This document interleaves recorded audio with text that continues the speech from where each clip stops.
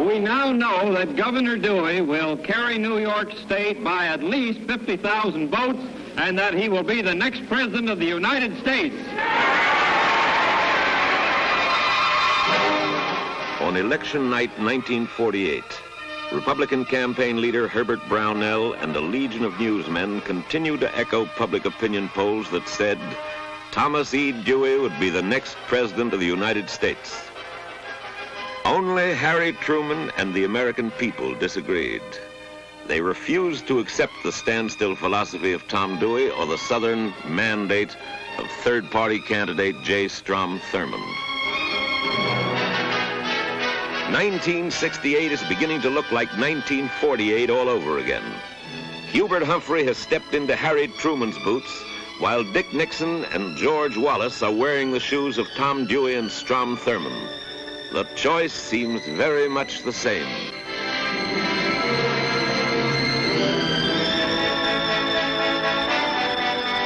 The Democratic campaign began when Humphrey clearly and firmly told his staff where he stands on the issues. I want somebody to say that Humphrey's ideas are good, and the other one fell and said, well, I guess I disagree with you, and I want them to argue about my ideas. Because when they start arguing about my ideas, they'll hold you in respect. They may not vote for you, but you've got them on this substantive, argumentative line, and that's what I want. Not whether he's old hat, new hat, whether he can be his own man and all that cheap journalistic bunk. But let's get on with, let's get this argument elevated. Now, we've just got to make it crystal clear that the President of the United States and his ambassadors are making a determined, major, massive effort to find an honorable peace in Paris. But the peace of the world is going to depend on the capacity and the ability of the Soviet Union and the United States to maintain a mutual respect for each other and to see that there isn't a major confrontation that boils over into nuclear war. That's the way it's going to be for the next at least 10 years, and maybe longer. You know, Mr. Nixon is the one man that cannot talk to the Russians. And if you think there's any chance for world peace without a president of the United States to be able to talk to the Russians, you're wrong. And whether we like them or whether we don't, the Russians, we got to learn how to live with them. And at least we got to have a mutual, we got to have a contact. I've talked with Mr. Kosygin more than any other American save the President of the United States, and maybe more than he has. But we're going to talk about the life of our people, the life of our nation, the life of this world, how we preserve this life, how we enrich this life, how we make it meaningful, how we make it better, how we make it last longer. Now, everything that Bobby Kennedy fought for, and if any of you have those feelings, we fought for with equal vigor, not more, but with equal, and sometimes earlier, and we're prepared to do it as long or longer. The whole emphasis in this campaign on major substantive issues will be essentially the urban community, urbanization. And I'm the one man in this whole business that's been with the large city. What's more is I have worked for 4 years now with every mayor of every major city in the United States and been to dozens of meetings with them and have visited their cities. You're talking to a fellow that's been in more slums than all the talkers put together. We've been there, and we've been with the slum kids and the slum adults. And we've been out there to see in these projects and these back alleys. Now, see, I feel this. I ran all the vocational schools in the state of Minnesota, all of them. I was the area manpower director, so I had a little experience. We went and liquidated our relief rolls with a war on poverty. The first citywide vocational rehabilitation program of retraining employment in the United States. I liquidated the employees of the WPA. I trained and retrained them and employed them. That was my job as the administrator of that division. They talk about law and order, and everybody's talking about law and order, and there isn't a one of them that could even run a scout troop. I did that too. Okay, thank you guys for being here for the run through. As you know, episode 4, we're opening with the Humphrey for President campaign ad. From there we go into the title sequence, opening monologue, cross-Atlantic crosstalk as usual. We're gonna have Clément on there with me and Ellie. Global News Rodeo. club this week, which is climate. So we're going to have 3 really fantastic guests for that. And then we have a campaign makeover. And finally, read. Yeah. Okay, everyone. I was just announcement. I don't even mean to interrupt what's happening or whatever. But announcement. I was just in the cornflakes. But I was in the place where we keep the. I was in the safe where we keep the money, and all that is actually left in there is 100 rupees, Indian rupees. Now that is not enough money to necessarily keep going. So I need to know from everyone that we have a commitment to tighten up our belts. No more premium accounts. All right, no more personalized email addresses. We're going to go back down to the very, very bottom, okay? And we also need to, I don't know, we need to get people out. We need to get people on fans, and we need to get them on these tiers. How many tiers do we have for us? We need tiers. This is not going to work without tiers. We have 3 tiers? Okay, we're going to need to use all 3 of the tiers. 15 of those rupees are mine. La imagen por la cual vale la pena arriesgar la vida, sacrificarse hasta la muerte en los campos de batalla de todos los continentes del mundo. Live from Berlin, it's the Committee Program, the chronicle of the world's most mysterious global political strategic entity. On today's show, Monday, May the 24th, Ellie Mae O'Hagan, Clément Pairot, Thea Riofrancos, Ketan Joshi, Harjeet Singh, Annie Weinberg and Ludivico Manzoni perform a total campaign makeover, and featuring our own committee's Deputy Director Julia Doubleday and the rest of the committee gang. And now, the winner of the 1992 Junior Statesman of America Georgetown Debate Tournament, but no longer reigning anything, your host, Arun Chaudhary. Yes, yes, yes. Yes. You seem excited. Yes.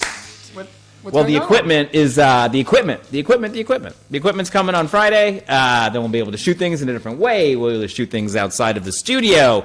Able to respond to our amazing audience. They want more things. They want interesting things. Yeah, they want more things. We want equipment too. I mean, it's been 2 weeks. You've been telling us this would have coming, and every time it doesn't come, every time you get upset. So let's hope this week we're gonna have the equipment. Don't manage my expectations, okay? I don't need you handling me. I don't need you handling me on this, okay? The show is shorter. I don't think we need to complain. You know, we're maybe even going to switch up the order of the parts. We're going to include. We're taking in the comments. We're doing the things, okay? So I'll manage expectations. You don't need to manage my expectations.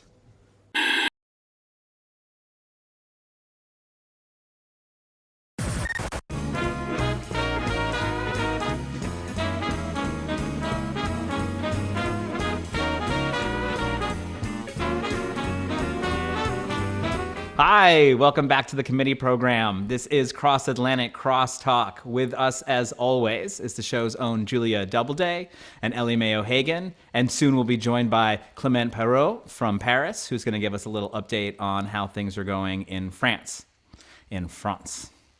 But I actually wanted to start in the UK, where I feel like we're always sort of picking on the UK right now. It's sort of the sick man of the progressive world or whatever. But let's, instead of beating up on Labour, let's talk about the Tories. I mean, I sent you that photo before, and we'll pop it up right now. The sort of anti-immigration stuff is coming in, at least is being pushed enough by Boris Johnson's government that we hear about it in U.S. media. So what's going on, and why is Priti Patel showing up in windbreakers to personally help escort people who are being deported? Like, what's going on? So I think it all stems back to Brexit. Wherever you sit on that whole issue, I think it's undeniable that the immigration played a huge part in that, and there was a sense that it could maybe tip an election. And the people who ran the Leave campaign and were sort of heavily involved in it are basically the people who are running the government now. And so we are sort of living in Brexit land, basically, right now. And Priti Patel herself is like, I don't think that we've ever had a Home Secretary like her in my lifetime. She's like a Thatcher figure in the sense that she's an ideologue. She doesn't care about being liked. she doesn't care if what she thinks is like wildly out of whack with like what is considered sensible public opinion. So, for example, she's like pro the death penalty. She just kind of wants to do what she wants to do, and one of the key features of this with her is that she is extremely opposed to immigration. And actually, that picture that you're talking about, that was actually, I think, taken in response to the fact that last week there was an incredible moment of community solidarity in Glasgow where there was an immigration van turned up at a particular community in Glasgow, and there was an attempt to remove two Muslim men from the community. And the entire community turned out and basically wouldn't let the immigration van move and stopped the removal. And then because it was Eid, this was during Eid, the whole community then accompanied these two men to mosque. And it was this like incredible moment, and, you know, unlike anything that we've seen for ages, and like really inspiring. So then I don't think it's a coincidence that like a few days later, Priti Patel personally shows up wearing gold shoes at an immigration raid. The Home Office were at great pains to say that it wasn't an immigration raid. They were catching people smugglers. But if you look at the way that the UK government talks about immigration, what you'll see is that they often use the idea of people smugglers to close down immigration routes that are used by people who just want to move. So that in itself, it's sort of an argument closer. You're right. We're just trying to stop sex trafficking. You're like, oh, okay. I mean, I guess, that doesn't sound like a good thing. Yeah. Why not turn all the boats back if that's what you're trying to do? You know, or why not sort of like put everybody immediately into detention as soon as they arrive here, if that's what you're trying to do? Yeah, exactly. But I mean, this government's extremely popular, so obviously this is playing in, you know, British Peoria. I mean, the one thing, so there was a YouGov polling that came out last week, I want to say, in the last couple of weeks anyway, which sort of said, actually, like, people are kind of, you know, they've actually got quite middle of the road views, but actually, if you dig into the figures, what you find is that people who live in cities are like very, very liberal, and people who don't live in cities do not have positive attitudes towards immigration. And it's those people, the latter, who are sort of shaping the political discourse of Britain at the moment, because they're the ones who are seen to be able to swing elections. So it's not that it's like really popular. It isn't, but it's popular amongst the people that currently matter to the government. And that is why it's sort of like it's happening, and why there's this growing idea in British politics that you kind of have to be okay with that. You have to be anti-immigration. You have to want to wave the flag all the time. Otherwise, you'll never win an election. It's because the people who currently decide elections are the people who it is thought value that kind of thing above everything else. And it's sort of a horrible self-fulfilling prophecy, kind of, you know, looking for racism in certain places amongst certain classes. You're always going to be able to surface those stories in the media, especially in America. I will say the media just lap that stuff up. Yeah, if you go to a community and you ask somebody, like, what do you think about immigrants? They'll talk about immigrants, right? Like, and then you'll say, oh, they really care about immigrants. But they have like 30 but, like, things if you that go they care about, way more that happened that day. Yeah, exactly. Yeah, and so yeah, I think that's a problem. And I also think that, you know, the Conservatives are going big on immigration and big on like patriotism. And like very narrow idea of patriotism, which basically is like Churchill monarchy. It's implicitly white, you know, sensible British values, that kind of thing. And instead of like offering an alternative to that, the Labour Party, because it's scared basically, and also is going after the same group of voters, is affirming all of that. And what that is doing is creating a national consensus. So like, and I think what's happened at the moment is like Labour has backed itself into a corner, because in like validating all of these ideas, it's created a consensus and now doesn't know what to do. So I think it'll be up to us, like as in the left, you know, the people coming together. As always, it's up to the people coming together. I think this is just another example of that. We need to come together to do something different, because we can't trust the people in power to do it for us. Yeah, no, and Julie, the opposition party in our country are, of course, the Republicans.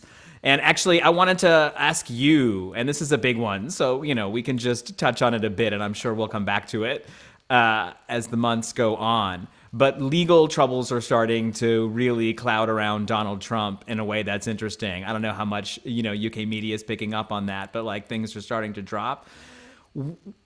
What should we make of this in terms of just whatever the Republicans are doing right now? Obviously, they're running fairly successful opposition. They did okay in the election, even though Trump lost. They picked up seats. They're very likely to retake the House. But the sort of, is Trump the standard bearer versus they sort of have to get past Trump without dissing Trump? Is he going to run again? I think this is starting to actually be a huge question. Is Trumpism without Trump as electrifying as Trumpism with Trump? Trumpism without Trump is definitely not as electrifying as Trumpism with Trump. That doesn't mean that they won't be able to find, their next standard bearer of Trumpism. They have these two pretty off-the-wall QAnon representatives in Congress now. I think similar to the way that you've seen the further left be able to break through electorally, we also have these further right-wing people and conspiracy theorists, people who very much came up through Trumpism, actually earning seats in the new Republican Party. I think that the problem for some Republicans, not all of them, I think a lot of them just care about being in office and being able to give corporate tax breaks. But I don't really think that they can distance themselves from Trump. Trump is just too popular among their base. I mean, I think in these sort of liberal enclaves, you had this sense that Trump is just he's been so awful, he's so unpopular now, everybody hates him, and it just was never true. I mean, his base always liked him and continued to like him. I think that there's really nothing you can do to alienate that base from Trump. You're talking about him being investigated criminally. I don't think it would matter if he went to jail.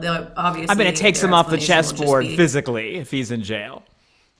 Yeah, or he could die. He's a very old man. So, there's no guarantee he's going to be able to run in a few years. But my point is just that whether or not he goes to jail isn't really going to affect the trajectory of the Republican Party, I don't think. I think that he's their just base the is one gonna who's say, good TV. The rest of them are not. He's a political prisoner is probably what their perspective will be. So I don't think that, one, I find it hard to imagine someone as powerful as a former president of the United States being held accountable. But, obviously there are a lot of elements of the establishment that really, really want him out. So I think Trumpism is here to stay. I think most Republicans are pretty canny about that. They don't distance themselves from Trump. They continue to testing the kiss weather, up to him. right? Like Kevin McCarthy, they're it feels like people are sort of hanging back a little bit, like they're unsure what's supposed to happen. I think people, the same way that the Democratic Party, maybe not all of them, want to embrace the fact that they're going to be moving in a new direction. I really hate it when people draw these parallels between Trump and the Squad, but ultimately the thing they have in common is they're both a rejection of the status quo. And that's, even though they have totally different agendas, they're both signaling where the parties are going to have to go. So right now, the sort of status quo of neoliberal economics, by which I mean privatization and deregulation and these continued corporate-led trade deals, all of this stuff has led to a reality where we're facing down climate crisis, we're facing down a global system of exploitation where we're still continuing to draw down unrenewable resources and displace people. We know the status quo can't hold. So there are only two options. And one is to build a radically different society, which is what we want to do on the left. And one is to become authoritarian fascist in order to maintain the way capitalism is now. It's not going to be maintained without locking the doors and cracking down on the public and stopping people from dissenting and stopping people from voting, because people want something different. So those are the two options. And a lot of people, you know, we were just talking about immigration. That's a major flashpoint for the right, because that says to them, you know, you're right, there's not going to be enough resources left, but don't worry, you're going to be in the boat of good people that do fine. So don't worry about it. We'll keep all the immigrants out. You're going to be in the right So side yeah, of the divide. I think when it all Trumpism, gets- I think there may be people who wish there wasn't a Trump, just like there are a lot of people who wish there wasn't a Bernie, but there was a Trump, and the Republican Party is the party of Trump. I guess the thing that I'm also thinking about is in this, you know, from the files of #Adorno was right, and anyone feel free to jump in. Just, are we in the world where you have to be a celebrity candidate to sort of command that media attention? Because we just know that, again, one of the things that is the biggest protector of the status quo is an incredible consolidation of media that we have that pumps out a lot of content that sort of is meaningless. Being able to command that structure, is that just the most important thing now? I think that's really important, but I think it's interesting you use this word celebrity, because I think the word celebrity has changed a lot over the years. So whereas 10 years ago, you might say, well, George Clooney's a celebrity, so he can run for office. To be a celebrity now really just means having a large following of other people. You know, you can be a YouTube celebrity, you can be a TikTok celebrity, and that's democratized access to the concept of celebrity. Most celebrities, if you go back and look, you know, in the last 100 years, people who got famous through these very narrow paths to being, you know, some sort of public figure, they come from rich backgrounds. They're usually people who are the kid of someone else who is a celebrity. Nowadays, you know, most people who end up having a large platform, people like AOC, she was able to become a quote unquote celebrity, you know, through organizing and then through the democratic power of social media. And that's why I think social media is just really game changing in this way that people underestimate. So I think if you're coming onto the scene and you have fresh ideas and you're an organizer, there's not a reason you can't get involved. There's not a reason that you can't start to wield more political power than you would have had access to back in the day, which is also, it's a separate story, but I think that's also why the press and the political establishment are just absolutely cuckoo bananas about hating social media. They hate it so much. You know, the obvious place to take this is to talk about Tia Pikachu winning in the Constitutional Convention in Chile. But obvious? Yes, Yeah. that's the obvious place to take this conversation. But instead, I do want to welcome our guest, Clément Pairot, live from Paris, I believe. Or are you still in rural somewhere? Live from rural south of France. Sounds idyllic. South of France is someplace to a run. The rest of us, it sounds pretty good. It was someplace where when we talked, his internet wasn't great. That's like what I remember. The signal strength is mostly what I remember. But we know you from the Bernie campaign. You know, I think you are probably the ambassador of kind of Bernie-esque organizing technique to the people of France. And so you're the best person, I think, possible to introduce the political landscape to folks, because again, we're largely talking to a lot of folks from America, and I want to definitely give you a chance to talk before Ellie has to leave, which is really soon, so that she can maybe even get a chance to respond to what you say. But I think what bleeds through to us is there's a Bernie-esque grumpy old man character named Mélenchon who seems to be sort of incorruptible and grumpy, and we like that. And there's Le Pen, who is, you know, the perennial boogie woman of fascism, who always polls well in the beginning and then sort of fades in the back.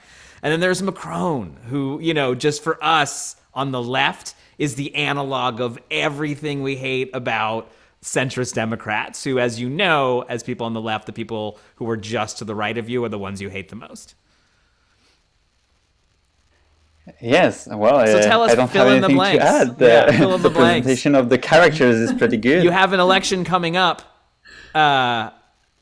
Yes, so it's an intense year coming, because we are 1 year from the presidential election, and right now the polls say that the second term, because it's a two round election, and the second round is just with the two finishers, and the two finishers would be Macron versus Le Pen, and she would score much higher than 5 years ago.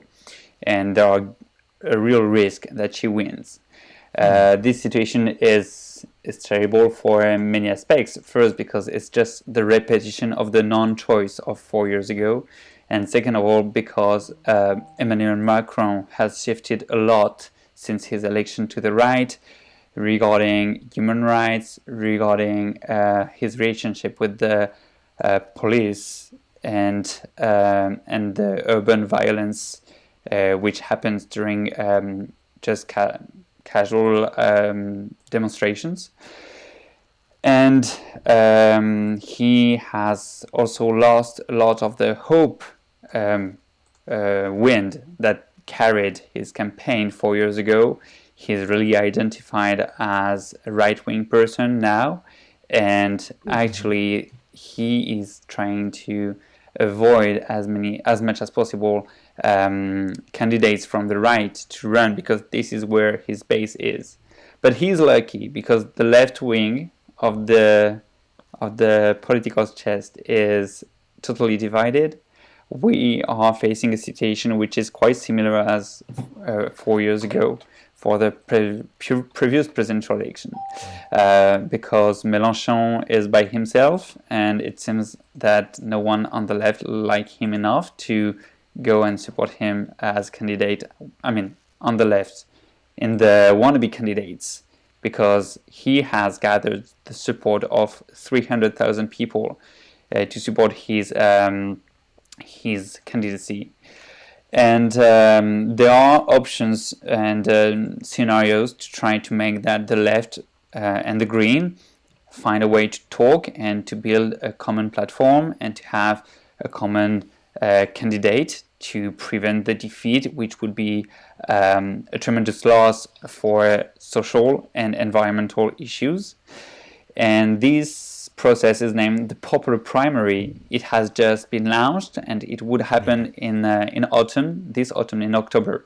What is interesting with that primary, just to be short, is that they are going to take a very innovative way of vote, which is majority judgment. I don't know if you know that in the US, it's a kind of ranking choice. Basically, you give a mention from excellent to absolutely no to each candidate, and then you have a real good picture of where the electoral college stands and who thinks what. It's not just a choice between 12 people and you just have one name, and you then go to trade-offs and any kind of misjudgments. So this is a long shot, because so far no one on the left want a primary, because the last primary led to the defeat of the Socialist Party in 2017. But if it's a popular primary, wide open, especially to yellow vest and suburbs, and not only just the usual Green Party electoral college, then there is a chance to build a dynamic, to bring millions of people to the primary, and from that, through organizing, get the majority. I want to actually drill down on like the yellow vests and where the movement is at, and vis-a-vis like that energy. But we are about to lose Ellie to her day job. Is there anything that you'd like to ask about the situation in France before we let you go? Yeah, what happened to Hamon? Oh, The vote split last time between him and Mélenchon. Where did he go? Hamon was a nice guy, and actually he had his selfie with Bernie Sanders back in 2017. So that was the major event of his campaign. I'm joking, but actually Hamon is has an issue. Is not presidential. He doesn't have the figure to be president in the fifth republic as we have in France. Not in the and fifth. This is why he. I'm sorry. You're like, not in the Fifth Republic. It's just like funny to drop. Yeah. We've only had one in America, so dropping of that is, it's a big deal for us. We have one every 50 years, and Hamon is now aligned on the fact that it would be interesting to have an alliance, to have just one single candidate. but I doubt he would run, and if he ran, he would win, because his campaign didn't show the strength which is necessary to have to reach the majority. Mélenchon is neither in a very good position because during 4 years he had lost a lot of his very positive image on the left as the potential leader. He has he locked himself up in some paranoia process on some edge, and it's quite sad to see. It's hard to imagine right now who would be the leader of the left if we have just one candidate, but it would be a pretty long shot for Benoît Hamon. In interest of transparencies for our audience, because we are people who also do things, I have written up a plan for one of the Green candidates who's running. But that is not influencing my question here, where what I'm wondering is,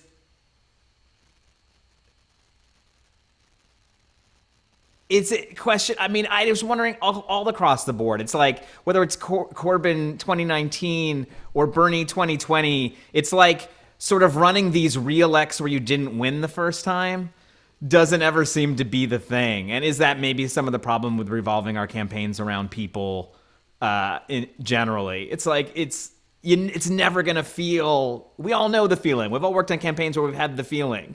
It's hard to sort of generate that. Julie, what do you think? And that's why actually the process... I disagree. Yeah, no, please. I agree. It's a shame that I'm going in a minute because we could have a debate now, but I agree. I think that you get one shot. Yeah. And then you've got to move on.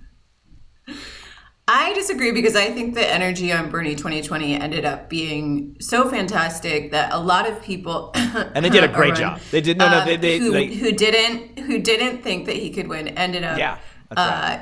Getting on that bandwagon. I think that a lot of people were converted over to the energy of 2020, and ultimately we know what brought him down, which was I don't remember who said it, but like a Voltron of losers that came together to yeah, totally. It's a good line. Yeah. Like, there's no other way they could have beat him. And, I mean, we're going up against the establishment. It's always a asymmetric war. There's never a guarantee of winning. I think he was the best candidate we could have run at that juncture. Very fortunately, AOC is going to turn 35 right under the deadline to run next time, so I'm gonna get ready for that. I don't know. I do think there's something about the moment. Like, I think Elizabeth Warren would have been the president had she run in 2016, probably. I think Obama would definitely not have won had he not run in 2008. Like, he had to, I think that's there's a lot of factors. I mean, Warren never would have gone up against Clinton, which is also why she couldn't end up winning, because she refused to challenge the establishment. Yeah, we tried to draft her, it didn't work. Yeah. But I do think if she had run, she could have been the person to sort of seize that moment a little more.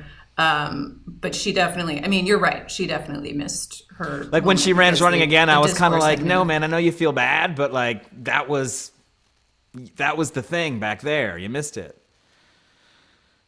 Then I don't know if there is rules like on a global scale. I know there are really cultures on that, and in the US you don't have that many time people who run twice and lose and then win. But in France, François Mitterrand and Jacques Chirac, two major presidents of the Fifth Republic, ran 3 times and just won the last one and then got re-elected. So they finally actually ran 4 times. And that is something that you said. No, it's true. That's true. He wasn't always running for mayor, though. He was running for a lot of different things. But everyone, as I'm working in France, actually says the same thing. Where we're talking before about like sort of celebrity versus social clout. It's like, oh, let's do this fun thing, and they're like, no fun things. No one in France likes fun things. We like our people to be like statespeople, not fun. And then literally yesterday, you sent me something from a candidate and you were like, look at this fun thing. This is like, no, you didn't say that. You were like, look at this. I was like, oh, that's great. And you were like, this is not great. Like, this is the opposite of great. Like, what are you saying? And so there is a culture. I mean, we all try to trot our things out globally, but there is, you think, a very specific kind of cultural want for a specific kind of leader of the... Yeah, it's Gallic something strike. I don't totally agree with on Macron, but he used to say French people miss their king and they want a king, which is their president. And it's actually the posture he tried to incarnate at the beginning of his mandate. Pretending to be Jupiter. Oh yeah, I remember that. Yeah.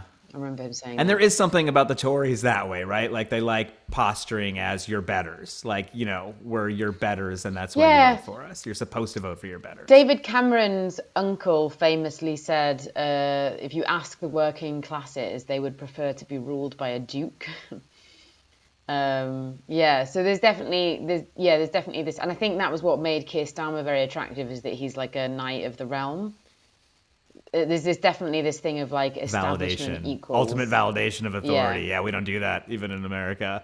Although, Julie, I know that you sort of, especially when it comes to like academic credentials and stuff, as a person in DC, sort of try to push back against our elite status symbols.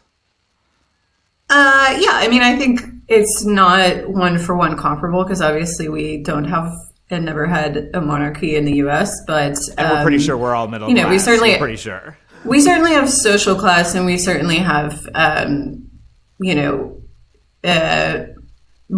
barriers to be able to move fluidly between those social classes. And part of our mythology is that those barriers aren't there. So I just think it's important to push back on the idea that, oh, you're born in America, you can easily, make your own way to the top. Yeah, right. yeah. That's obviously the exception and not the rule. And that gives me back to my last question on France. And Ellie, if you have to go, you definitely you can go. But is sort of the energy of the yellow vests, people on the periphery who are being left behind, who are the people who are the kind of swing voters everybody is talking about. Where is that energy? Is that a problem for the Green Party that they would never be able to harness that kind of energy? And then is it a problem that anyone who can, like a Mélenchon type, can't then get the kind of rest of the Cosmopolitan gang together to make a winning coalition? Right now, the energy of the yellow vest is hard to identify because there was really a war of, I don't know how to say, a war of fatigue led by Macron and his government to make that the demonstrations get less and less traction and it was really basically police harassment of the people there, and not saying that there was not violence on the side of the demonstrators, but anyway, there was clearly police violence to an extent which is unseen since 1968. That first. The second element is that the pandemic and the lockdown definitely killed a lot of the social contestation in France, and it's hard to see how we bring that up again. But it's one of the strategies actually of the popular primary, which is going to be organized this autumn in France, is to try to aggregate the energy of all the people who don't want this debate of Macron versus Le Pen, but who want a real change for their lives. It's an interview of Mathilde Maire, who is vice president of the popular primary, said basically our goal is to win 2022, not because it's winnable, but because it's necessary to change our lives and to change the situation of climate. So it's the ambition for the popular primary to bring that energy back to the political process months earlier before the presidential election, to then make the difference to the larger scale at the presidential election. I mean, that's how primaries are supposed to work. I mean, that's how we like them to work. Ending thoughts, Julia? What do you think? Well, about everything we talked about, or anything in particular? No, just closing thoughts as we are bantering our thoughts across the ocean. Well, I want to thank Clément for coming on and telling us a little bit about French politics. We'll definitely be following that with interest. I think the situation that you guys are facing down, which is this sort of neoliberal centrist candidate versus the far right. It's this situation we've seen reproduced over and over and over again, and it's always frustrating and it's hard to know how to deal with it. So I certainly wish you all luck in navigating that and hopefully coming out with a stronger left over the next couple of years. Thank you. Yeah, and we'll be really interested in how the progressive primary goes. So we'll definitely follow back up with you on that, or folks from the organization that you can hook us with. Good. Thank you for the invitation. It was a pleasure. See, I told you, if you tell people where to subscribe, they will subscribe. Look at Susan. We have a subscriber. We have Susan, and she was on the chat, and she had a squirrel avatar, and so I actually thought we can do something for her. And so this commercial break, we're going to play a squirrel movie for our friend Susan, who we believe is a friend of squirrels and a friend of the show. Both those things.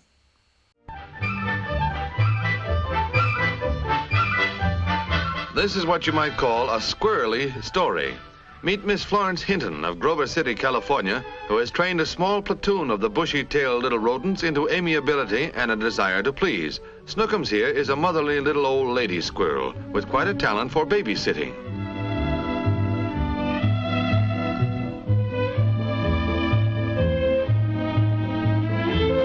A very affectionate type squirrel is Snookums.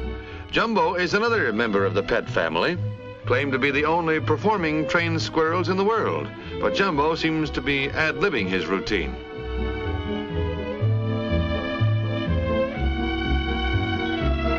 The straight and narrow is not for Jumbo, but it's only innocent mischief.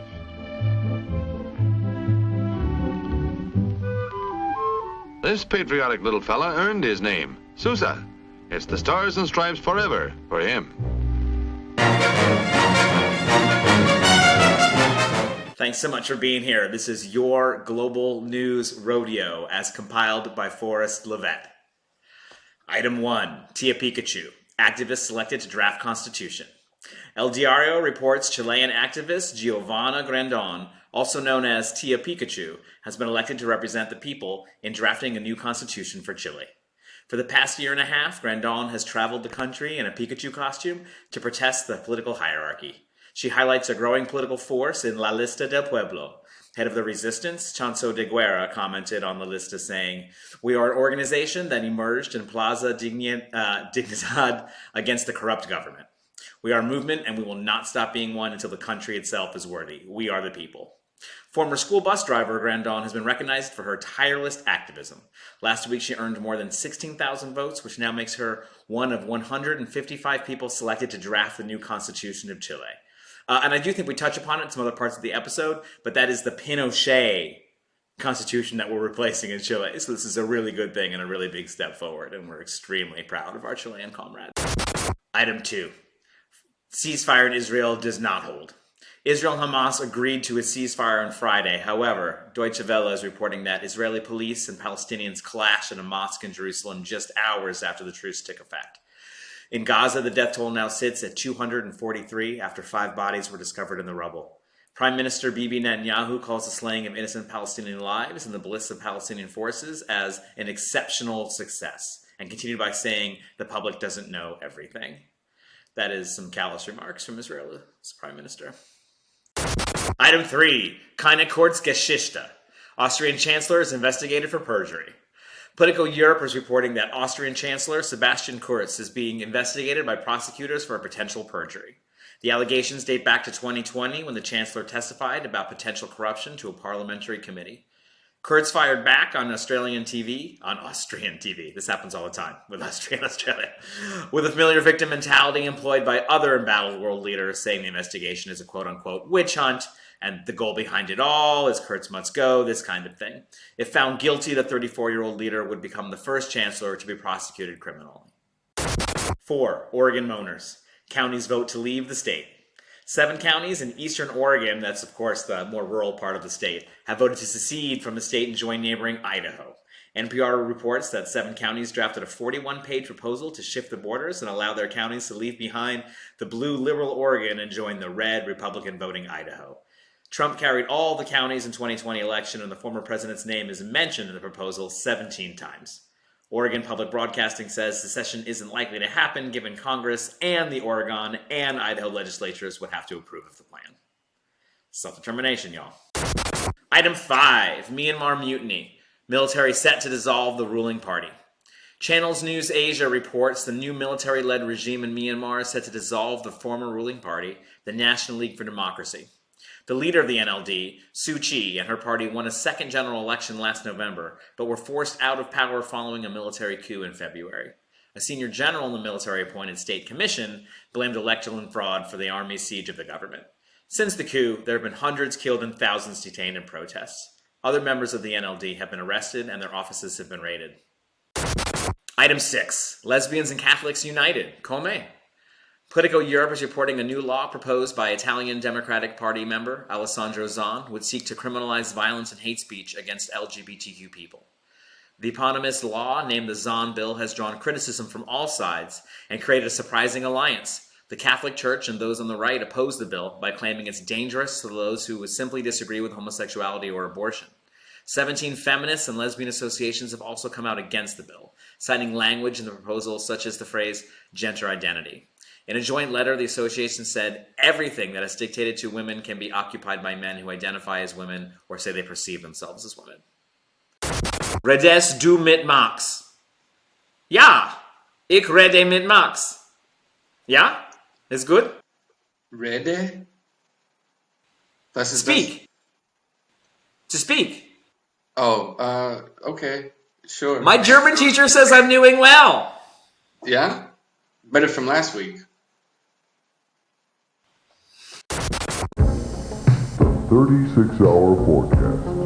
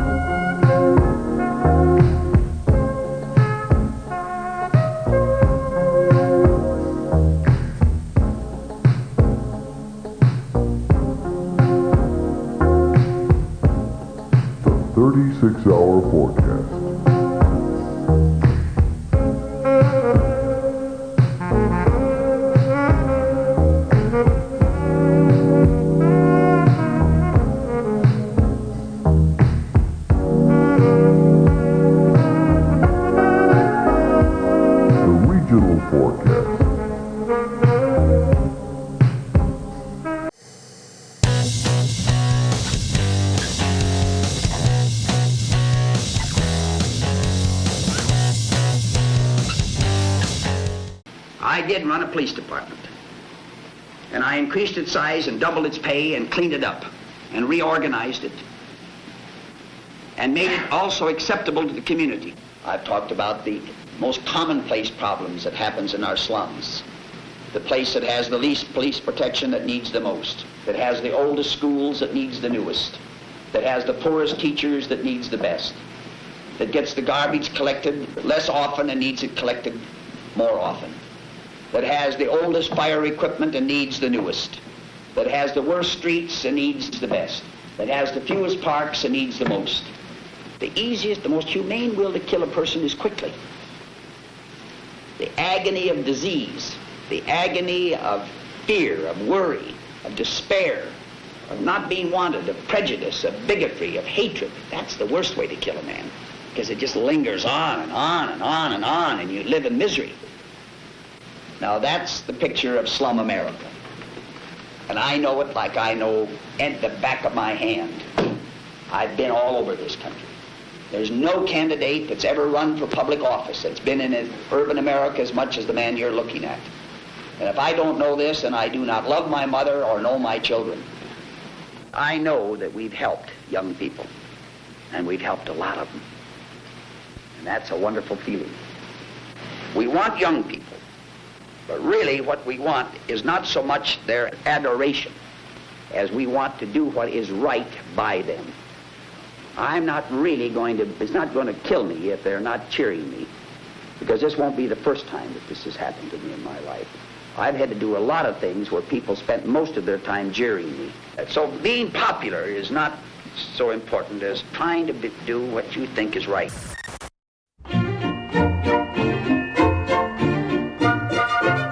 Hi, and welcome back to the committee program. Today we're discussing climate change and climate justice with three great panelists put together by the show's own Julia Doubleday. And we're actually combining Smart Club and Deep Dive into one thing that we're going to call Smart Dive. And we'll have to rebrand that later because that's terrible. Julia, tell us what's going to happen. Yeah, thank you, Arun. Thank you for your professional branding advice. I know that's where you spent your entire career, and it really shows, yeah.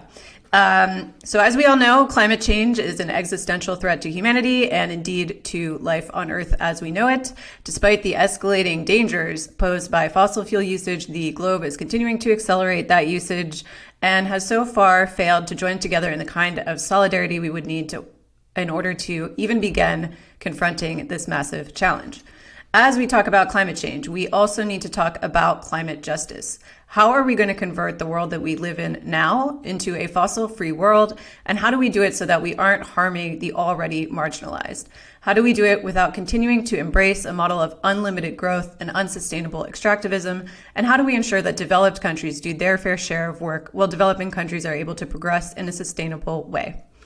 With us today to join our discussion are Thea Riofrancos. She's a DSA member and activist, the author of Resource Radicals from Petro-Nationalism to Post-Extractivism in Ecuador, and a co-author of A Planet to Win, Why We Need a Green New Deal. We also have Ketan, Joshi, author of Windfall, Unlocking a Fossil-Free Future. He's going to be speaking to us about wind energy and sustainable energy. He's from Australia, right now residing in Norway. And we have Harjeet Singh, who's the senior advisor to the Climate Action Network International and a strategic advisor on something called the Fossil Fuel Non-Proliferation Treaty Project. We're going to ask him about that. And he is living in New Delhi. So thank you all for being here with us today. We were joking beforehand how this is definitely going to be sort of a feel-good panel because, you know, it's not like climate change is the biggest policy, political, and communications slow-motion disaster of our time. Yes, we like to keep it light on the show. So first I wanted to talk to each of you in turn a little bit about your own expertise. So Thea, I want to start with you. In your book, Resource Radicals, you explore something that's really interesting and really volatile that's happening on the left in Ecuador right now, which is the opposition between two groups on the left that were formerly allied. So on the one hand, you have what you call radical resource nationalists. These are people who want to nationalize the resources in Ecuador and share those profits among the public, particularly among the poor, expand social programs, alleviate poverty. And on the other hand, you have people who have become anti-extractivist. So people who are saying, you know, actually, even if the money from these natural resources, these unrenewable natural resources are going back into our community, it's still damaging in the long term and it's still dispossessing indigenous people. So can you tell us a little bit about this conflict, what it means for Ecuador, what it means for the left in the years to come? Yeah, I can. So I think, the best point of entry here would be just to say that there are a lot of things wrong with resource extraction. And what I mean by that is that there are a lot of things to focus on if you're criticizing or resisting or in opposition to extraction in the global south, right? Kind of particularly, and in Latin America, in this case. So, one problem with resource extraction is its long links to colonialism, to racial capitalism, to an unequal global order, right? Where the harms and the exploitation are in one part of the world and the profits and revenues kind of accrue elsewhere, right? And that's a very classic left critique of extraction that I think still has a lot of purchase today.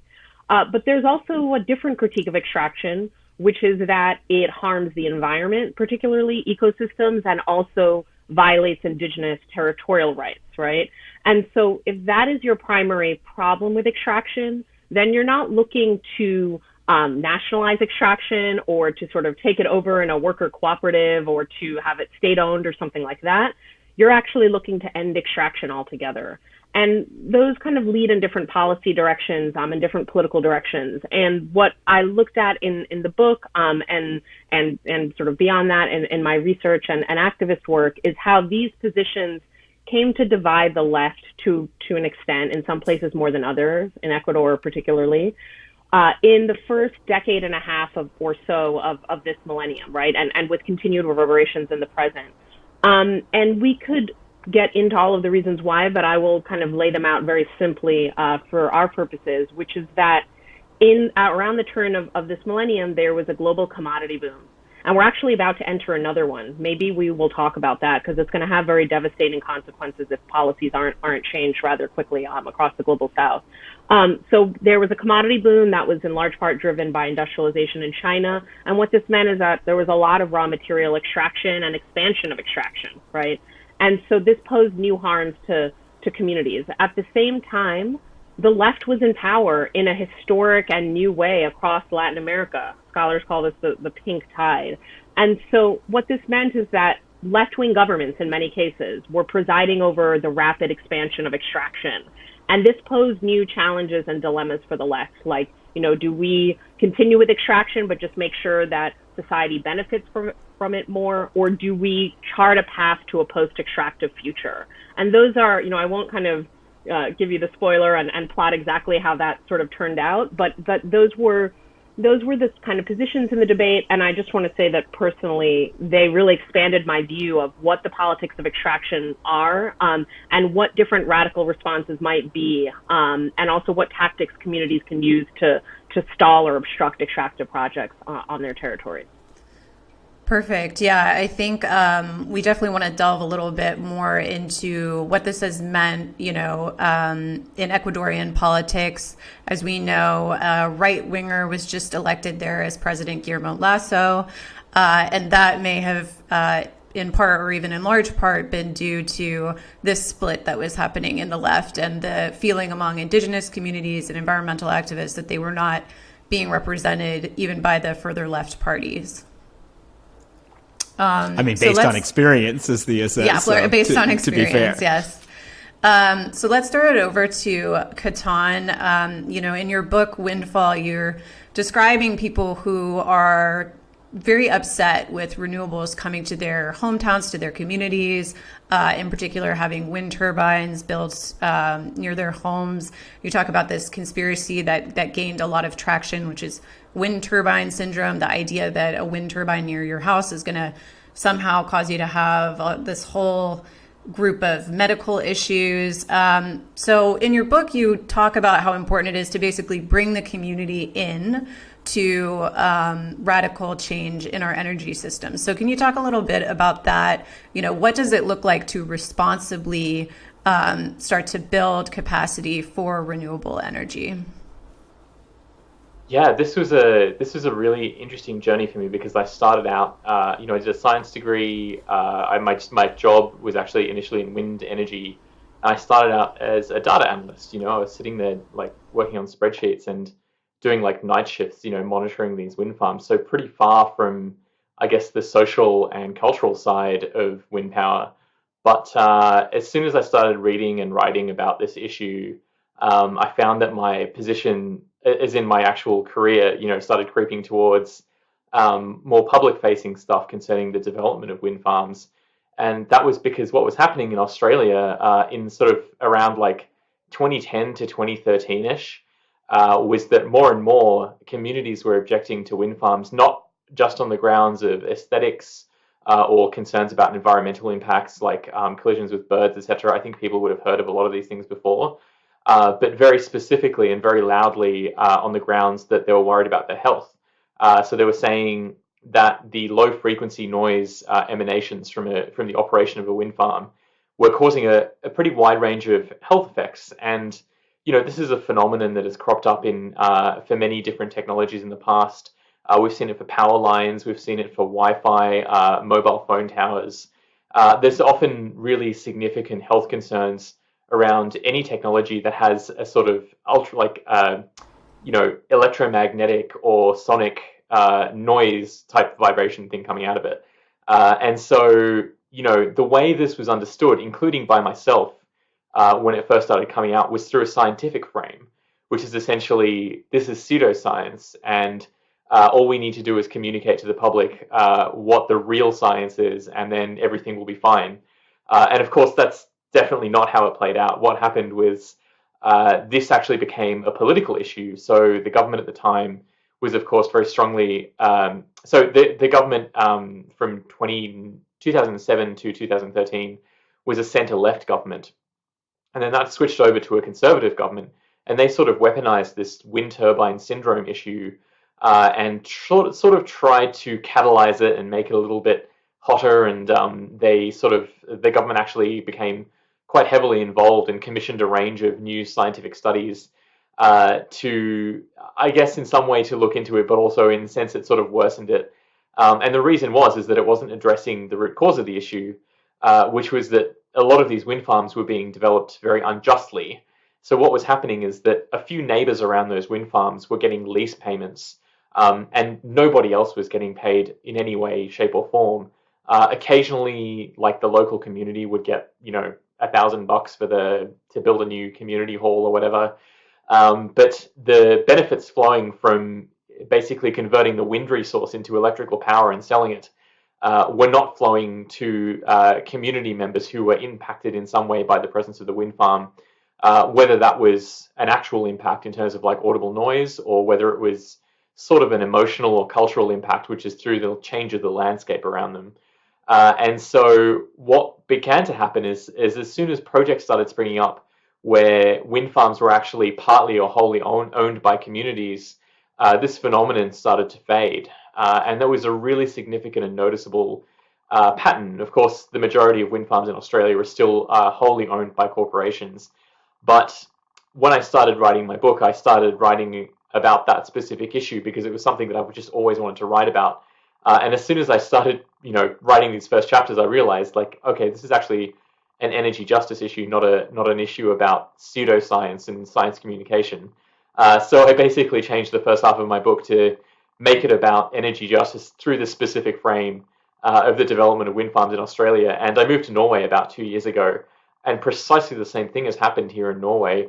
A bunch of companies have started building wind farms with very little concern for the involvement or participation or the ownership of local communities around those projects. And it's a huge problem. I was looking at some really stunning data the other day. It looks at the popularity of different energy types in Norway. And Norway is a massive oil producing country, but oil itself has not been particularly popular in Norway. And just in the past year, what has happened is the popularity of wind power, onshore wind power, has just dropped precipitously.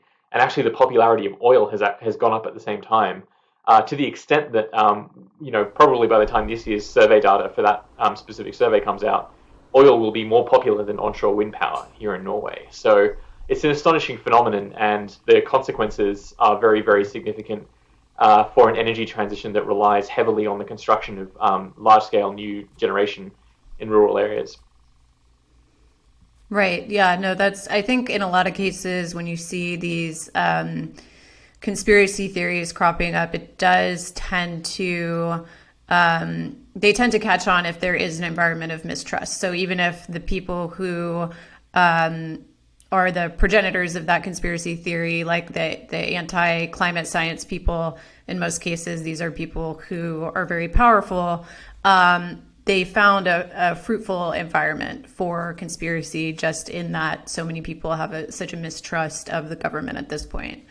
So I think that segues pretty well into Harjeet, what you have talked about, on a global scale, making sure that the global north is doing their part to alleviate this burden that they've largely placed on the rest of the world. You've also talked about how woefully inadequate the Paris Climate Agreement is. In your work, like I mentioned, includes this project, the Fossil Fuel Non-Proliferation Agreement. So can you tell us about that project and also about the weaknesses of the Paris Climate Agreement, and what are some things we need to do to address those weaknesses? Sure. So, when we now talk about climate change and as efforts that global community is making, Paris Agreement is right at the center. And when US, decided not to be part of it, the whole world was shaken. And now when US is back, you could see the world celebrating. But what we have not yet analyzed, that it's not enough. Yes, US was very much welcome because being the biggest historical emitter, you wanted it back, and Paris Agreement is the agreement around climate change. But the reality is, even if we implement all the commitments that have been made, we are moving towards more than 3-degree warmer world. At 1 degree temperature rise, look at the kind of disasters we are facing around the world, not only in the global south. Of course, global south is far more disadvantageous in terms of its location and resources. But global north is also facing, range of disasters. Talk about sea level rise and cyclones and floods. So if Paris Agreement is not enough, why we have to go and talk about a new agreement? People must be wondering, it took us decades to reach where we are. But in reality, Paris Agreement does not mention coal, oil, and gas. It does not talk about the supply side of the problem. It keeps saying, reduce your emissions. Unless you hit the fossil fuel industry hard, unless you follow what the United Nations Environment Program report talks about, reducing production at the rate of 6% until 2030 to bend the curve, unless that happens, you can't do it. The other bigger challenge that Paris Agreement has, or the gap it has, it does talk about the cake of responsibility, the whole cake, which is very convenient for political masters, because it doesn't really talk about how to cut the cake, right? So you can keep saying, you do it, let's do it. And that's exactly the reason we have not done enough for years and decades, because we avoided the how part of it. We kept talking about the what part of it. Now, this is where the Fossil Fuel Non-Proliferation Treaty Initiative brings the political economy of fossil fuel industry right at the center. It talks about how to cut the cake, who should take how much responsibility, who does how much and when, what support is needed, who pays for it, and what we need is an equity-based roadmap. And how do you help economies, developing economies who are now dependent on coal, oil, and gas? You can't just ask them to shut it down overnight. You need to support them with a just transition. Of course, Saudi Arabia needs no support, but Nigeria does, Uganda does. So how do you create a roadmap? That's exactly this treaty initiative is all about, which Paris Agreement does not talk about at all. Right. Yeah. I mean, it seems. Oh, go ahead. No, please.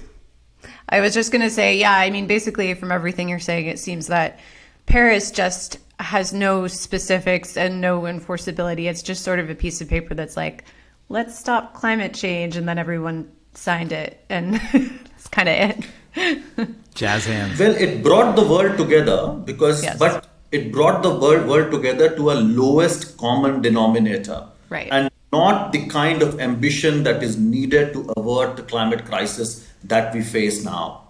Yeah, we're continually right. It's like a "we are the world" minimum type effort. Yeah. Yeah.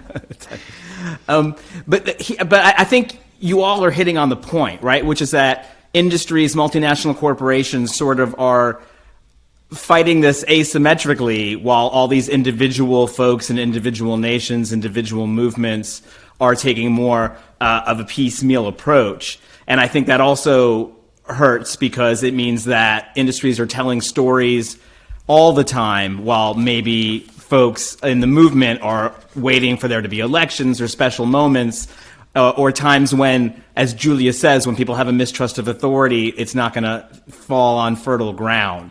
But all of you are working on something that is, transnational in some way. So I want to talk about that. Thea, you've written extensively about globalization. Like, what is the antidote to that? Particularly, we'd love to talk about the plurinational organization that you are. And I was also very struck by the word plurinational. Plurinational. Yeah, we didn't know that word. More learning. Plurinational. Oh, yeah, it's. But it sounds like the kind of thing we should be talking about. Yeah. Well, so what's interesting is that those are at somewhat different scales, but we can talk about them all together, right? So, like, globalization is what I think people tend to mean by the word globalization, which is kind of a slippery one, is this period of kind of post-Cold War reintegration of the global economy under the auspices of neoliberalism, of free trade, of market integration, et cetera. But, I think that what I was touching on earlier maybe suggests, and maybe it's just worth saying more explicitly, that capitalism has always been like a globalizing project in a way, right? Like, so when we look at the slave trade, when we look at colonialism and conquest, there was never a moment where capitalism wasn't like trying to take over the world and aspiring to kind of that global hegemony. And then we can talk about what would alternatives to neoliberal globalization look like. And I think that there are thoughts on the right and the left, right? There's been discontent in various political circles about the current form that neoliberal globalization has taken. And a lot of that has really taken off actually during this COVID pandemic, right? Where I think like a lot of the vulnerabilities, the inequities, et cetera, of neoliberal globalization are even clearer than perhaps they were before. And just to answer the other part, like, plurinationalism is a very interesting concept that comes out of Latin American indigenous movements and cosmovisions and political projects, which is not per se about globalization, but is about a critique of really like the classic nation state in a way, and to say that like in a given state, within the boundaries of a given state, there might be multiple ethnicities and multiple nations, right? So when we look at indigenous peoples throughout the Americas, they tend to identify as a people or as a nation. And that is in and of itself is kind of a rejection of the idea that there's a homogenous national identity, right? And so plurinationalism has been key to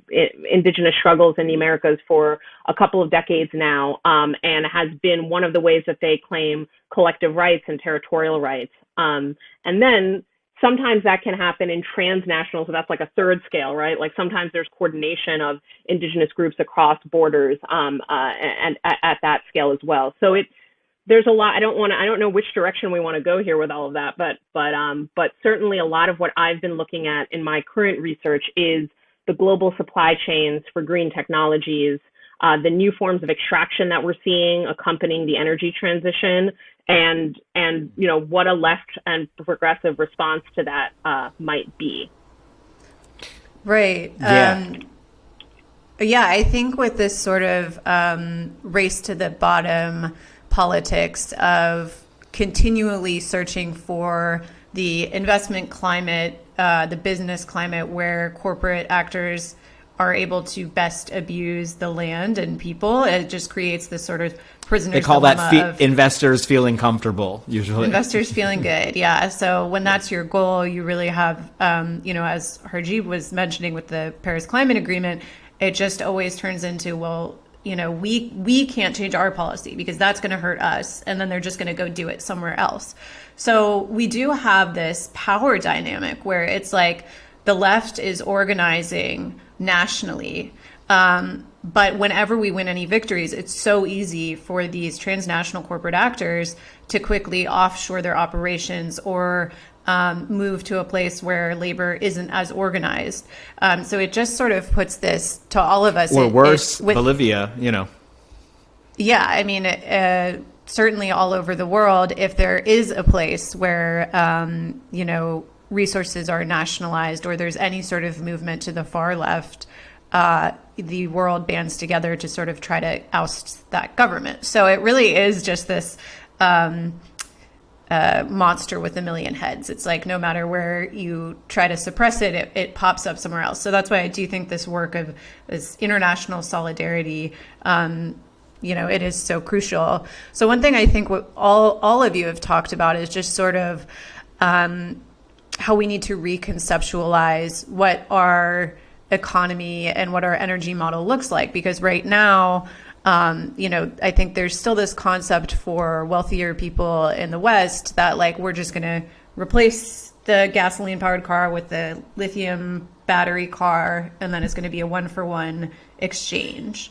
And obviously, I don't think that's going to be the case long term. So I'd like to just open it up to anyone who wants to speak to, how do we transform our system on a deeper level? Like what else do we need to do in order to have a just transition that doesn't end up with us continuing to just extract more and more non-renewable resources and end up in the exact same situation that we're in right now? If I can mention just one good example of that that you're talking about, in Australia, so there's a lot of rooftop solar PV. This is technology that's really burgeoned. Of course it has. It's ridiculously sunny in Australia, and it's also a wealthy country, and it's a country with high energy usage. Per person, the average person in the average household use pretty ridiculously high levels of electricity, and so that's actually a pretty ripe market for the growth of solar. But what has happened? I'm a lifelong renter. And I could never install solar, when I lived in Australia. Of course, I can't do it here either, but everyone lives in apartments here in Oslo. But, I really wanted to install solar on my rooftop, and everybody who had a house, who owned a house, they could put solar onto their rooftops. And, this really, I thought when I was reading and writing about this, I was like, how do we talk about this? What's the language for it? And it actually doesn't exist in Australia. There's no common understanding or language about energy justice and access to decarbonisation. Communities that clean up their air and communities that don't. And it's actually been a really noticeable contrast with American climate politics and the way American climate activists talk, because there actually does seem to be quite a smooth and well understood language about it. But in Australia, people kind of just talk about fairness or the fair go, and it doesn't really seem to click. It doesn't seem to be well understood. And as a consequence, what we're seeing in Australia is that access to decarbonisation and access to climate action is really, really limited. By the time that technology like electric vehicles actually come to Australia, I suspect sadly that it would just be the same. Whoever has a driveway and can plug their electric car in gets to choose an electric car, and whoever doesn't won't. Which just adds up to just being performative and not really climate, unchanging behavior. Yeah, and also just sort of unjust in the sense that it doesn't go as fast as it could if it was a just transition. Accessible to even a small There's no portion of the population. Yeah, there's no collective response and collective plan. It's just more individualized conversion of behaviors, which won't get us there fast enough. Which also leads to that condemnation of, people who aspire to development, and obviously balancing that is a very tricky thing. I mean, Harjeet, how do people communicate that the tension between those two things? I think one major shift, and that's why we use the word transformation, that we have to see when we are moving from fossil fuel based economies to now renewable energy. Let's understand the source of energy. When we talk about renewable energy, it's a decentralized energy source. It's not concentrated in one geographical area, which means if the source is decentralized, the benefits and profits have to be decentralized. And what Ketan was saying on how do we make sure that now we develop new models of energy system. We have to talk about energy democracy. We have to talk about community-led, community-owned, decentralized energy systems where communities have that ownership. And once that happens, then we will be able to push back against what has already started happening right now, that shells and exxons of the world are going to become, are going to take over renewable energy businesses. This is exactly what we don't want to see. So we are not just talking about transition, we have to talk about transformation of energy systems and economies. Another aspect, what Thea was saying, we can't just keep drilling and mining. Even now when we are moving towards a greener world by adopting renewable energy, we have to talk about bringing down emissions through consumption. We have to talk about degrowth, which is not a popular word. And, knowing that it's 100 companies who are responsible for more than 70% of cumulative emissions, this transformation is not going to be easy. Exactly what Julia, you were saying. It's about power dynamics. It's about the political economy. Who forces politicians to write that policy? So we have to talk about corporations who have not allowed this transition to happen. And look at what has happened in the US and many parts of the global north. The disinformation campaign that did not allow science to even reach people the way it should have decades ago.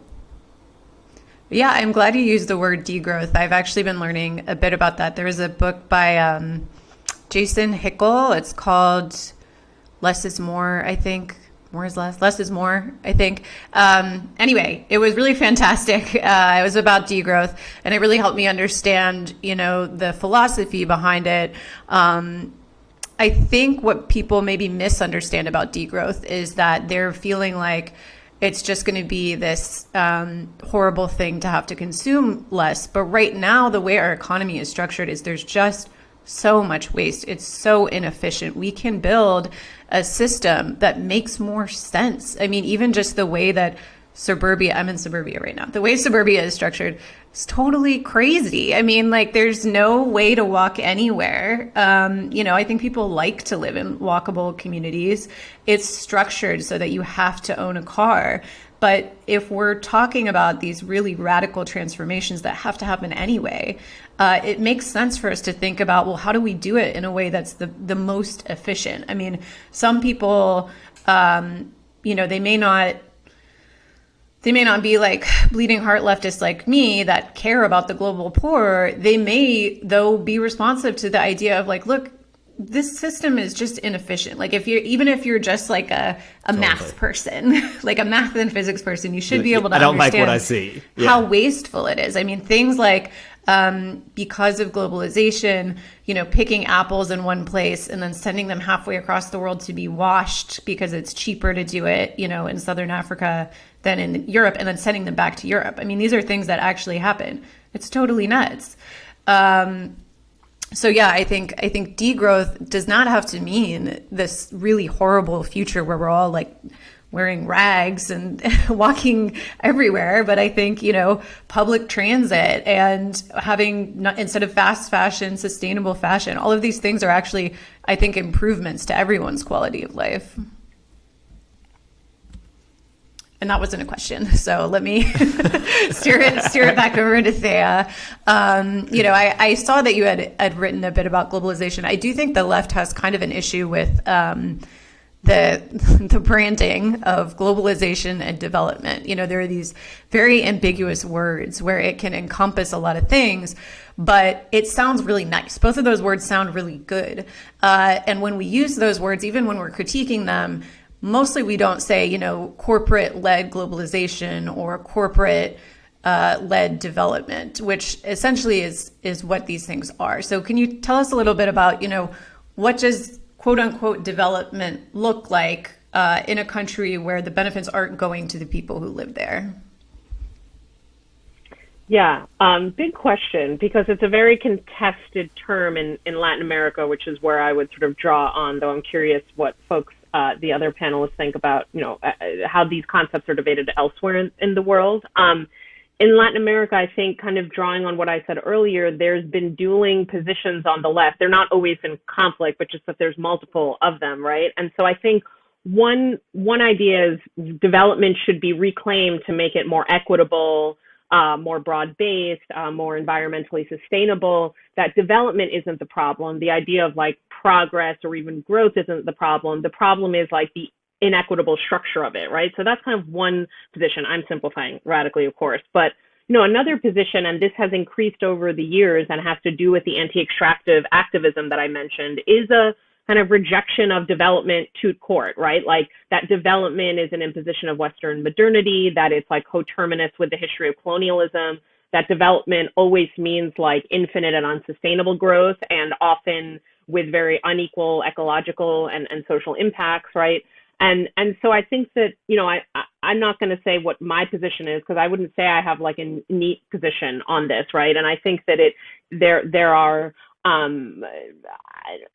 are valid points raised by both sort of left positions on development, but I definitely agree that planetary limits, ecological well-being, like should be like at the center of how we think about either development or alternatives to development. And the sort of older version that was even popular on the left of just like endless kind of growth and development is like literally not sustainable, and often that endless growth is part of the production of inequality as well in the first place.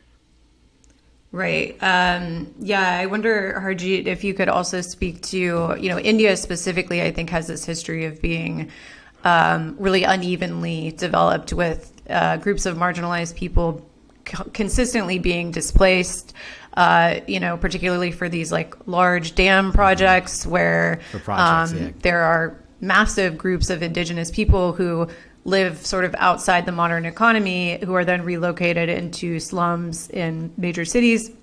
And the UN or whoever's constructing the dam treats this as some sort of win, because now they're part of the formal economy. Meanwhile, they've been totally dispossessed of land that they may have owned for centuries. So definitely interested in hearing more about the energy transition in India and what may be going on with, the need to both install solar and install wind, but also having this history of not being mindful of people and their land. Yeah, I mean, I'll pick up from what Thea said.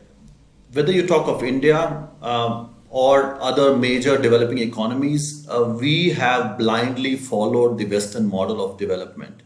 And we did not put ecology at the heart of it, even when our culture was so rich and has been in harmony with nature. Unfortunately, we keep talk and glorify our past, but we are not really learning from the past. And we are following the model of development which has brought so many issues in the global north, and now the whole world is suffering. Julia, you talked about the whether it's a food waste or the kind of mindless waste that we see across the board. Now, when we followed the same model, we also did not look at how our societies were structured, what kind of development we need. We also went for mega projects, contrary to what Gandhi said, that the development has to start from villages. You have to make villages self-sustainable. And now we talk about circular economies, just because we package them really well. That's what Gandhi meant. How do you make sure that each village is sustainable? Yes, interdependent, on the larger economy, but how do you make sure that everybody gets the benefit from that economy? And we did not do that. And as you said, we actually saw massive displacement because we in India decades ago felt that development first, and then we need to tackle inequality. And probably this development is going to take us out of the vicious poverty cycle, and we adopted that World Bank promoted trickle-down approach. But look at the reality. When in the US we talk about 1% versus 99%, we are no different. We also have the same 1% versus 99%. When majority of people do not have resources, handful of people are controlling more than 50% of the wealth of this country. Just handful of them. That's the kind of economy we have built, and that's why people who have been socially marginalized have not been part of that mainstream development. And now with climate change, I think it really gives us an opportunity to go back and relook at the model of development. That's another thing that we are not talking about in India and even around the world. What is that model of development where ecology is at the center, where equity is at the center, where we need to make sure that the benefits are equally shared and equitably shared in the society? And that's not happening. And again, when I was giving the example of what kind of energy systems, here also we are hearing stories of large solar parks where people are being displaced now because of these massive renewable energy projects. So it's the same model of development, although now it's going to be slightly greener. But that's not the way to go. And India has a lot of potential to actually come up with its own model of development.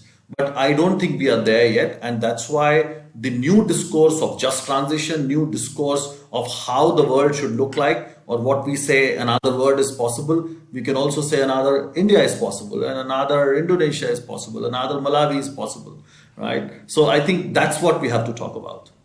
And at the heart of that is kind of unifying these issues with other issues of employment, dignity, productivity, etc.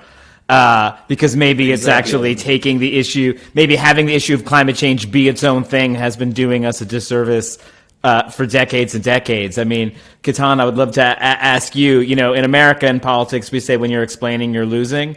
And something struck me when you were talking about the conspiracy theorists taking over, where you were like, but we explained. What are sort of other, just what have you seen communications-wise be a failure and a success with the people as ironic as the Australians? I hope something's sticky down there. Yeah, it's... I don't know whether Australians are ironic or not. I guess, Coming up next week, made deep up dive. stereotypes from Iran.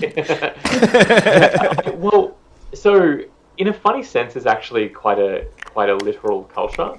And that's a really huge problem, right? So a really good example of what you're talking about, the problem with explaining, is that the Australian government, of course, same government that I mentioned before that got elected in 2013, very closely linked with the fossil fuel industry in Australia and around the world, and very explicit champions of more coal and gas mining. And they've sort of given up on building new coal-fired power stations, but they're building new gas-fired power stations. And they want to keep the coal ones open as long as possible, well past the deadlines for climate goals. And then, they sort of sell this to the Australian public on the grounds of going slow and not really harming the economy too much when you take climate action. All of this, of course, is a sort of very thin front for increasing the revenues of the fossil fuel industry and it's kind of standard evil stuff like that.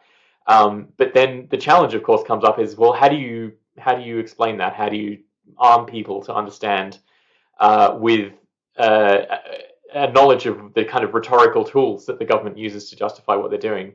And it's something I've worried about and focused on for a couple of years now.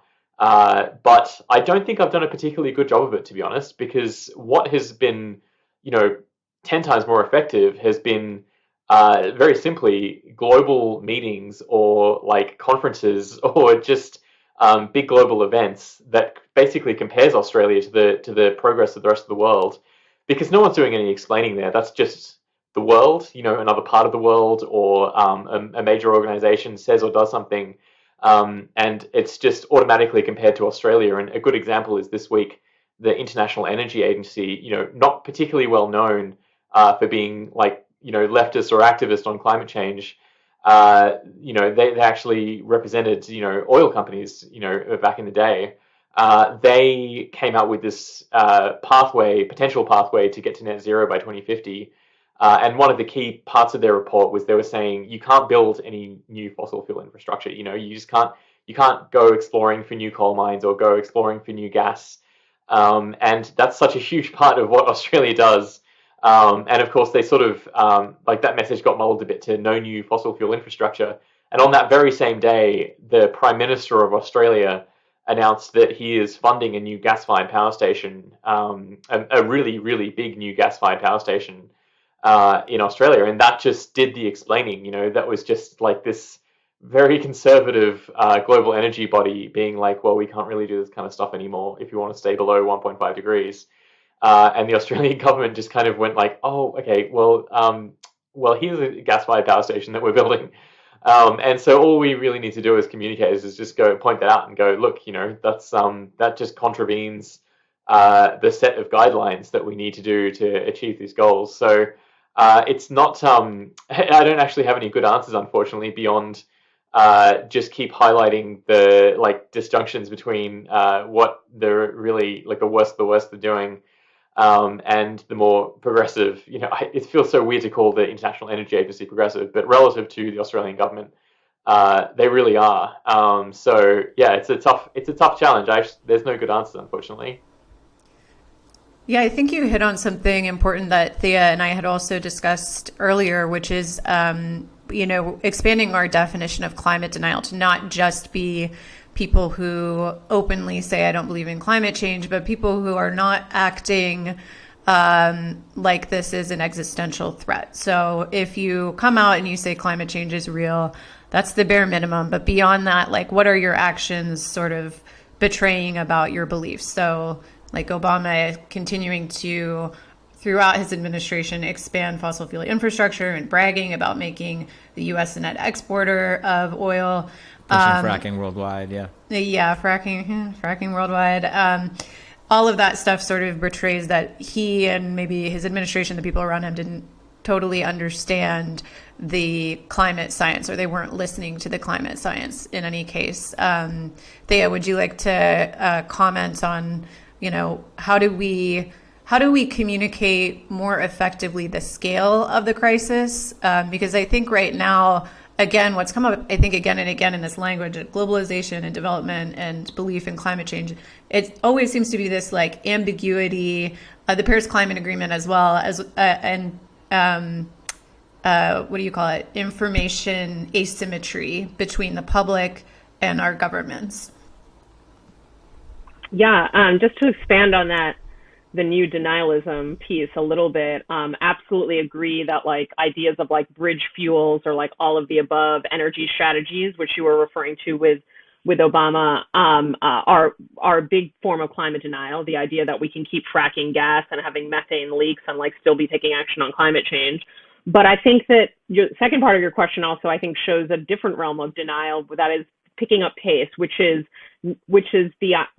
not doing enough, right? Which is different than saying climate change doesn't exist, or even different than saying we can keep extracting and burning gas. It's saying we can just spend paltry amounts, or not really think about global redistribution, or not think about the role of the public sector in scaling up these technologies. We can just leave it to the market, right? That is climate denialism. It's science denialism.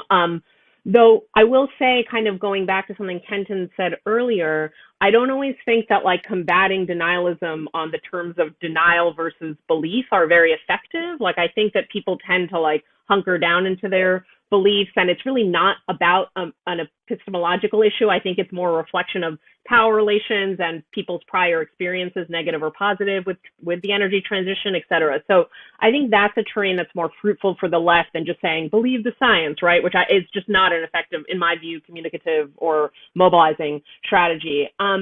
In terms of communicating the scale of the crisis, I am torn about that. And I wonder whether talking about this is a planetary crisis, it's terrible, we're nearing apocalypse. I don't know that I think that there are ways that can motivate people, especially when we have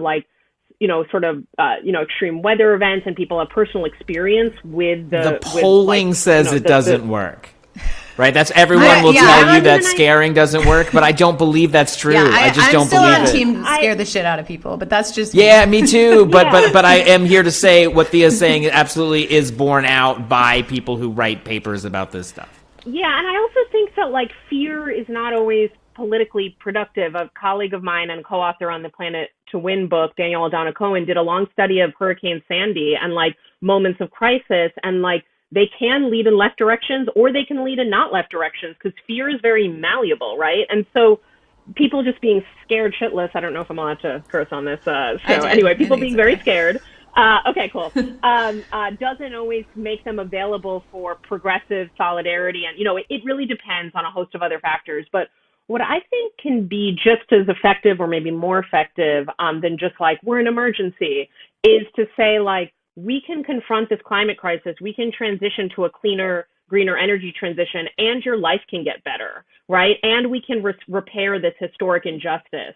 And we can deal with issues of racial and class segregation, right? And we can do them at the same time. And it's not just better for like the political coalition because it draws people in who maybe climate is not their primary concern. But it also, I think, like just reveals the fact that there are multiple pathways to decarbonize, right? And some of them address a whole host of other issues at the same time, like Harjeet and Ketan, already alluded to. And some of them like keep our structures of inequality and domination and like swap out the fuel source. And, I think the latter is worse, not just on social justice grounds, but also, as you were saying, Julia, on efficiency grounds. Like if we just do the energy transition in a narrow way, we keep in a lot of the sources of environmental harm baked in. And so we have a chance to kind of address, I think, intersectionally multiple problems at once, which grows the political coalition around it, potentially at least. So if I may come in very briefly on that. So as please, and we'll give you the last word. Had a similar challenge.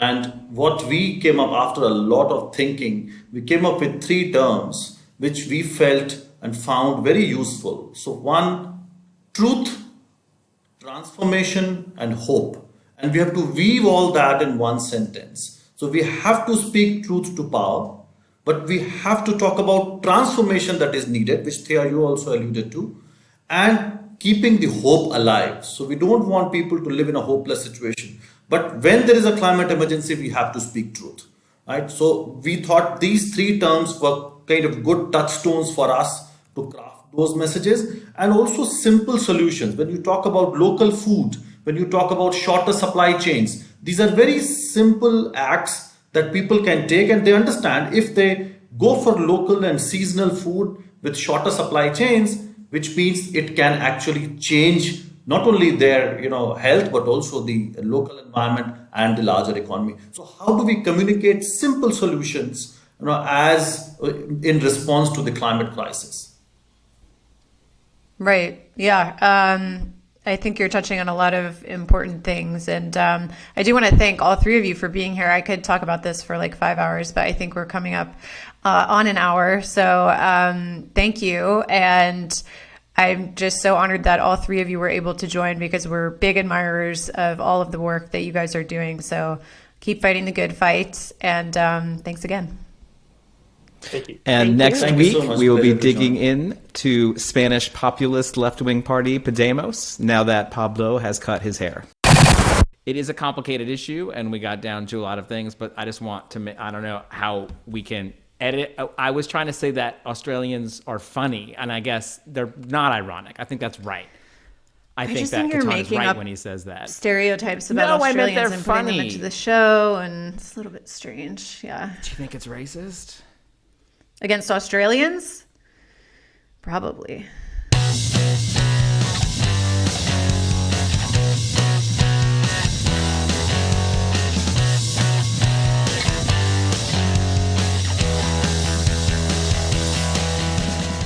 I want to give you one other suggestion. The American people today they want to adjust to the change that's here, but they do not want to break with all that they have. And you don't have to sell your soul, but you do occasionally have to take a little note of what the other guy's doing and give him a little attention. 77% of the American people today have a little investment in a home, and they want to make sure that that fellow that's going to be their president isn't going to let their house be burned down, isn't going to let the mortgage market go to pieces, isn't going to let the stock market go to pieces. And at the same time that he's doing all these protective things, that he's going to make sure that they get a little shorter work week, and that they get better education for their children and so on. It's a mixture, a kind of a sensible mixture of self-protection on the one hand and social progress on the other. And this is a typically American pragmatic approach. We're very much moved down here in Washington by the militants And there's a role for the militants, but I want to tell you there are two kinds of them. There's that intellectual militant that makes you think, that stirs up your juices. And then there's that noisy one that just stirs up your emotions, and really the counteraction, the reaction is devastating in this country.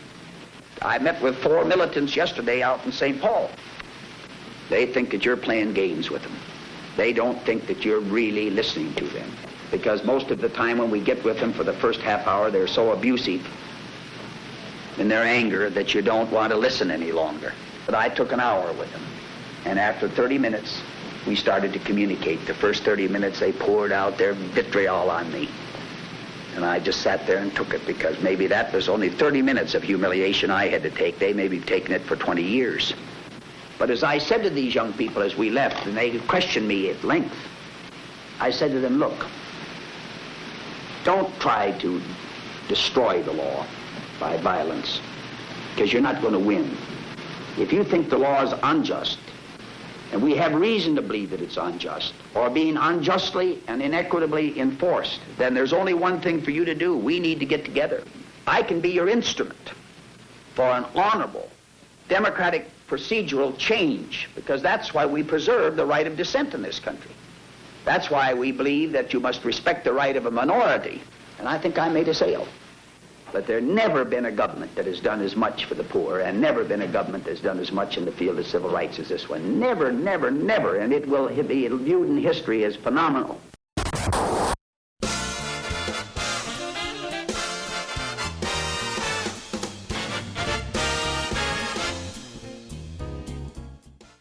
Hi, and welcome to our second edition of Total Campaign Makeover, where we talk to people who are electeds or who are running for things and unpack some strategic advice and for their campaigns and for their causes and for the things that they believe in. So today with us, we have a repeat guest who is Annie Weinberg, who is our expert, who is representing Movement School, as she always does as she brands stuff, but who I know as just being an amazing candidate and campaign trainer. And she worked with both Move On and DFA. For those of us in the candidate and campaigns business, this was important stuff. And joining the show for the first time, Ludivico Manzoni from Milan. And he is a campaigner, and he is also an elected official. You're a municipal councilor in Milan. That's correct, right? Correct, and thank you for your awesome pronunciation. You're getting great at Italian names. Thank you. Fiamma tells me the opposite. She tells me that I'm getting worse and worse and that I should be ashamed. And I want to welcome our guest, Mikal Tseggai, who is a city councilwoman from The Hague, a town in the Netherlands that you may have heard of. And she is also, as a member of the PvdA, the Dutch Labour Party, part of the, what did you say? Mikal, tell us. You're the sort of the faction head in The Hague? Well, we didn't do well last election, so with a group of young people from the Netherlands, from the Dutch Labour Party, we are just trying to, to innovate the party a bit, to modernize the party a little bit. So that's what we're doing. And I think the thing that was the most interesting when we talked was that you were pointing out a devastating fact from the general election that happened in March 2021, which is that more young people in the Netherlands election actually voted for the Pensioners Party than voted for the PvdA, for your party, and wanted to get at the heart of maybe part of why that was. But can you, as more background before I let them, dig in even further, just explain to us what happened this election and some of your analysis? So the general election before this one, we already had very bad results because we were in the government with the conservative liberal party. And we tried to rebuild the party the last 4 years. And how much as we tried, and we also had very young candidates, but still a lot of young people voted for other parties. And just very few voted for us. And I think the image of our party is just a little bit like from the past. Like it's the party your grandparents vote for. And I mean, it's sympathetic, but it's just for old people. I think that's what young people think. So yeah, we are really trying to get to the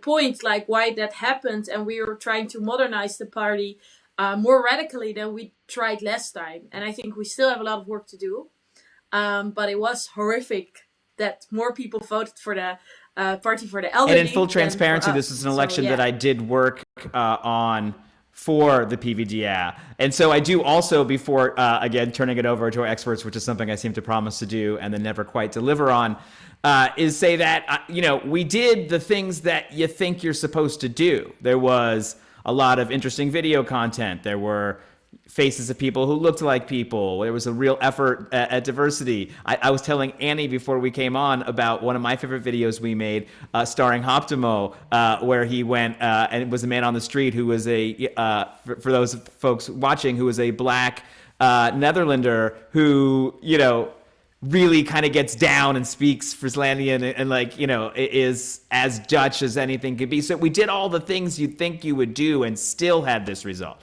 So saying that, Ludivico, does this remind you of Italy? Are there other questions you have? What are you thinking about? I mean, yes and no. It reminds me of Italy. Then young people are, let's say, going perhaps. Young people in Italy and in Europe overall are distancing themselves from progressive party, although they do recognize themselves into progressive policies. And that, in my opinion, it's because of the inability of the progressive parties to represent our generation. But luckily in Italy so far, the pensioner party still get 0.3%, and the Democratic Party, which I'm a member of, still get 20 to 25% of the youth vote. And maybe that's just because of lack of alternatives, to be very transparent. But no, it's a real issue. It's not only in Italy. And you're very active in Italian meme culture, which is even more so than in most countries, a kind of more unifying force amongst the progressive left.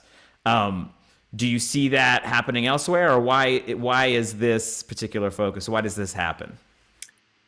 So that's an interesting question. I don't know if it's happening elsewhere. I would ask Mikal and perhaps Annie their opinion. I'm not seeing such a prevalence of political satirical page at the European level or in other countries. My personal theory of why it happened in Italy is that politics in Italy is so sometimes insane or crazy that it basically meme itself, it turns itself into a meme. And therefore, at the moment where meme and reality start to converge, it's much easier to talk about politics seriously from a satirical point of view, or vice versa. Very earnest. And, Mikal, you can certainly disagree if you want, but I definitely think we came at, especially young people, with a kind of message of hope, things can happen. And where it was successful was where this sort of social democratic message did take hold, and where it wasn't was, this lack of trust. Annie, what are some questions you have about the situation? Yeah, well, so I have some questions for you, Mikal, about what called you to do this work, to join the Labour Party in the first place. What made you run for office and feel connected to the Labour Party, sort of how you got your start in this work?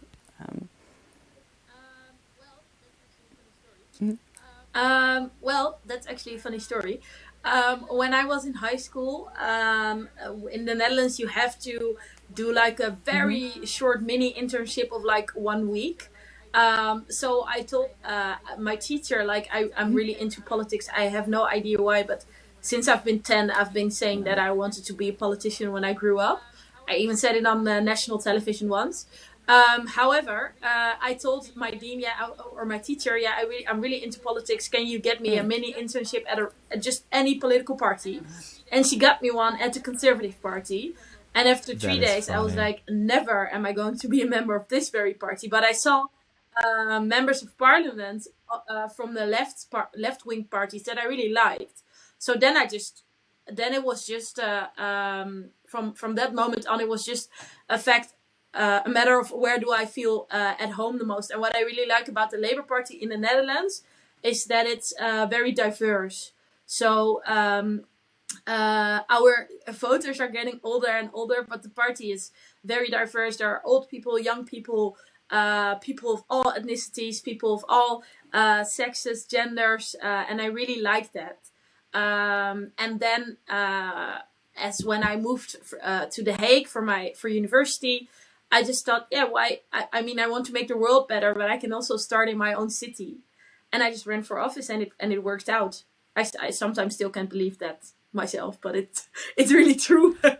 I want to push harder on that, though, because this is the Netherlands, and you have many viable parties. Viable, I guess, is a tricky word, but you have many parties, and you have a lot of people sort of switching in between them.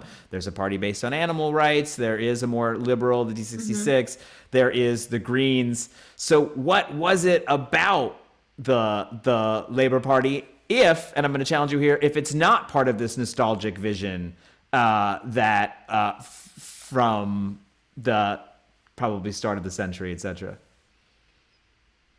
Yeah, I think, my parents are from Eritrea, and they came to the Netherlands as war refugees, basically. They fled the war with Ethiopia. And the Dutch Labour Party, PvdA, always had a very, in my opinion, good vision about international solidarity, and also on the continent of Africa, because, I mean, most Dutch people really don't care about Africa. They go backpacking in Asia, so they like Asia. And Latin America, they know from the music, but Africa, nobody cares about in the Netherlands. And I really liked about the PvdA that members of parliament, ministers were so visionary when it came to international solidarity as well. And for me, that's the difference between the PvdA and, for example, the Socialist Party or Green Left. And I think Annie, I derailed you, so please continue. No, that makes a ton of sense. And I guess I would love to know more, and I feel like this might also relate to Ludivico's wisdom about the parliamentary elections in 2019. The PvdA did way better than in 2014, right? Like there was a big increase as far as I understand it. Like 2014 was like really brutal. They were back, quote unquote. But it was like, we're back, right? And I would love to know what was working there, or if it was just the different dynamics in the parliamentary races versus, the other elections that were happening. What like allowed for some of those gains to happen? Makes sense.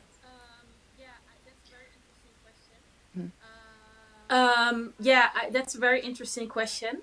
I think it's very important here that we note that the elections in 2019 were for the European Parliament, and that is like, it's not even a second order election; it's like a third or fourth order election in the Netherlands. So only the people who are interested in Europe, who have a very strong opinion about Europe and European cooperation, go vote for that election. And most of the time, those people are progressive. So they are going to choose between us, D66, the Greens, which is, for example, a reason why the Socialist Party lost all their seats almost in parliament, because their voters are very much against Europe, so they don't go voting for European elections. So our chair in Europe, Frans Timmermans, and he's a pretty big shot on the European scene. Like he carries some heft. Exactly. People who are into Europe and European cooperation, they adore Frans. So it was just like basically the Frans Timmermans effect, as we call it in the Netherlands. So I don't think it's a very representative election. I don't know if it makes sense. When is the next regional election? Because they're coming up pretty soon, right? That people will be participating in. So, I mean, this is not just a pie in the sky question. There's actually things that need to be done. Yeah, in March, so like including within 10 months, there will be local elections for all the municipalities. So, exactly. So if I want to, which I definitely want, if I want to get re-elected, then I have to run for office again in March. Yeah. What are the things in the last time you campaigned that you thought really resonated with folks who you were excited about bringing into the party? I don't mean with the old timers, who are just really excited that you're there and are jazzed up for the community about it. I mean, what got the non-believers believing? Well, I was a candidate in a national election. Yes, that's just the last March. So I ran for national parliament. I didn't get elected, obviously.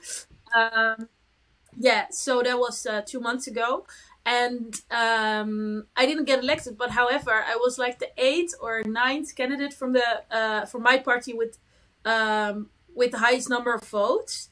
And I think it was because there was this huge debate in the Netherlands after the Black Lives Matter demonstrations about representation in Dutch politics. Because until last March, the Dutch National Parliament didn't have one member of parliament that was, for example, black. So I ran for office, but also Haptemo ran for office. My roots are in Eritrea, his are in Ethiopia. And people really liked the fact that there was like this new progressive generation of left-wing politicians who were also like representing their generation, because maybe your uncle might be a little bit racist and still talking about all the immigrants, blah, blah, blah. But we are living the life of this multicultural society in the Netherlands. And we're not debating the fact whether the multicultural society is working or not. We're just really living it. And I think people really like that. Also, I tried new campaign methods. For example, I was on TikTok. I really liked it. It was also a little bit uncomfortable, but it really worked out well. And lastly, I think what also played a role is the fact that right now still there are no young women in Dutch parliament. So Haptemo, my colleague from the PvdA, he's 22. He's obviously a male, a man, but there are no young women in Dutch parliament. And I'm obviously a young woman. I'm 26. So I think that also spoke to some people, especially other young women. So you only have so much time in a campaign, and so in a post-pandemic environment, which we'll still be recovering when you're running a year from now, although hopefully you'll be able to do events in person. How much of the future vision of generational change in the Netherlands is on the menu versus the bread and butter of that recovery is something that you must be wrestling with. And I want to know how you're thinking, how you thought about it and how you're thinking about it for the march coming up. Yeah. I recognize that there's a tension between those two things. But I also think that those two things intertwine with each other, because my generation of Dutch youngsters, like we have student debts that never was a thing in the Netherlands until like 5-6 years ago. The housing market is crazy. The labor market is going to be crazy as well because of the pandemic. So many research showed that my generation will be the most most influenced in a negative way from this pandemic. So if we want to, draft the future for ourselves, we have to talk about the pandemic, but also past the pandemic. So it's about the labor market, it's about the housing market, it's about reforming our education system, but it's also about climate and also about the growing polarization in the Netherlands. So I really try to intertwine those two things, and also more on the organizational side of things. I think when I compare this campaign that I did in March with my last campaign in 2018 for the local elections that I did this time, I did almost everything online because I had to, because of the pandemic. And I really learned from that it's really worth it to invest like at least half of your time in online campaigning. Even though you're not sure about it and it feels a bit risky. But if you get, if you get 2 or 3 viral TikToks, then people will hype you up and they will tell their friends about you. And they you just get this this air of coolness around you that young people really do care about. It sounds a bit superficial, but you probably understand what I'm saying. Young people want to vote for people who look like them and who understand their world and the way they communicate. And just, so I think I would do that more, even if I can campaign in person. I would say Pete Buttigieg is an example of a young person who's somehow built for adults to like, for old people to like. So he's the exception, but maybe that proves the rule. Ludovico, what do you think about hipster online, cool campaigning versus institutional power? How do you balance those things out? I mean, like the Partito Democratico is famously a organization of some heft. How I personally try to balance, and not claiming it's the universal recipe for everyone, is trying to keep the means and the level of communication separate. I mean, you have the party Facebook page where you should do your normal institutional communication. Perhaps you even have a communication page of the institution itself or your personal page, and then you can have more satirical pages. You can have a meme page. You can have a personal profile where you're more accessible or closer to the people. Usually, when those stuff start to mix up, this is where monsters are born, to paraphrase Gramsci. Because one thing that usually doesn't work at all is when the parties start to randomly try to be cool and have this meme-ish content that appeal to people, and everyone think either that they've gone insane or that they are like Mr. Burns trying to fit in the middle school classroom, as in that famous Simpson meme. And it can be the same people. It can even be the same people that manage the different pages, and in my opinion, you can say very serious things, and you can say the most satirical and perhaps sometimes even superficial one, as long as you acknowledge that you need to keep the plans separate. The other thing I think is exciting about digital campaigning, and then Annie, I'll definitely hand the mic over, is it makes it easier, and this is what we're talking about last 2 weeks ago with Caleb, 3 weeks ago, this is actually going to play, anyway, it doesn't matter, it's an easy way to reach pockets of single-issue voters. And again, that in the Netherlands becomes extremely tactical because a lot of these single issues have their own parties. So if right out of the gates you are talking to animal people and it doesn't take that much effort because you're just dropping in on the local Hague meeting of animal lovers or whatever, and you're doing it regularly now while there's not an election happening, then some of them are going to be like, you know what, like she's got a bigger gang, PVDA is maybe a more serious party in a way, and it sounds like they're getting their act together, really listening on animal issues. Maybe this is something that I will do. And I say that specifically because I know the reverse was happening, where actually someone who I was asking to make an endorsement video for the PVDA was like, yeah, but the animal folks asked, and I don't know how to say no. And like next thing you knew, we'd lost a vote and a video. So. Yeah. But I also think that that our party, we also had this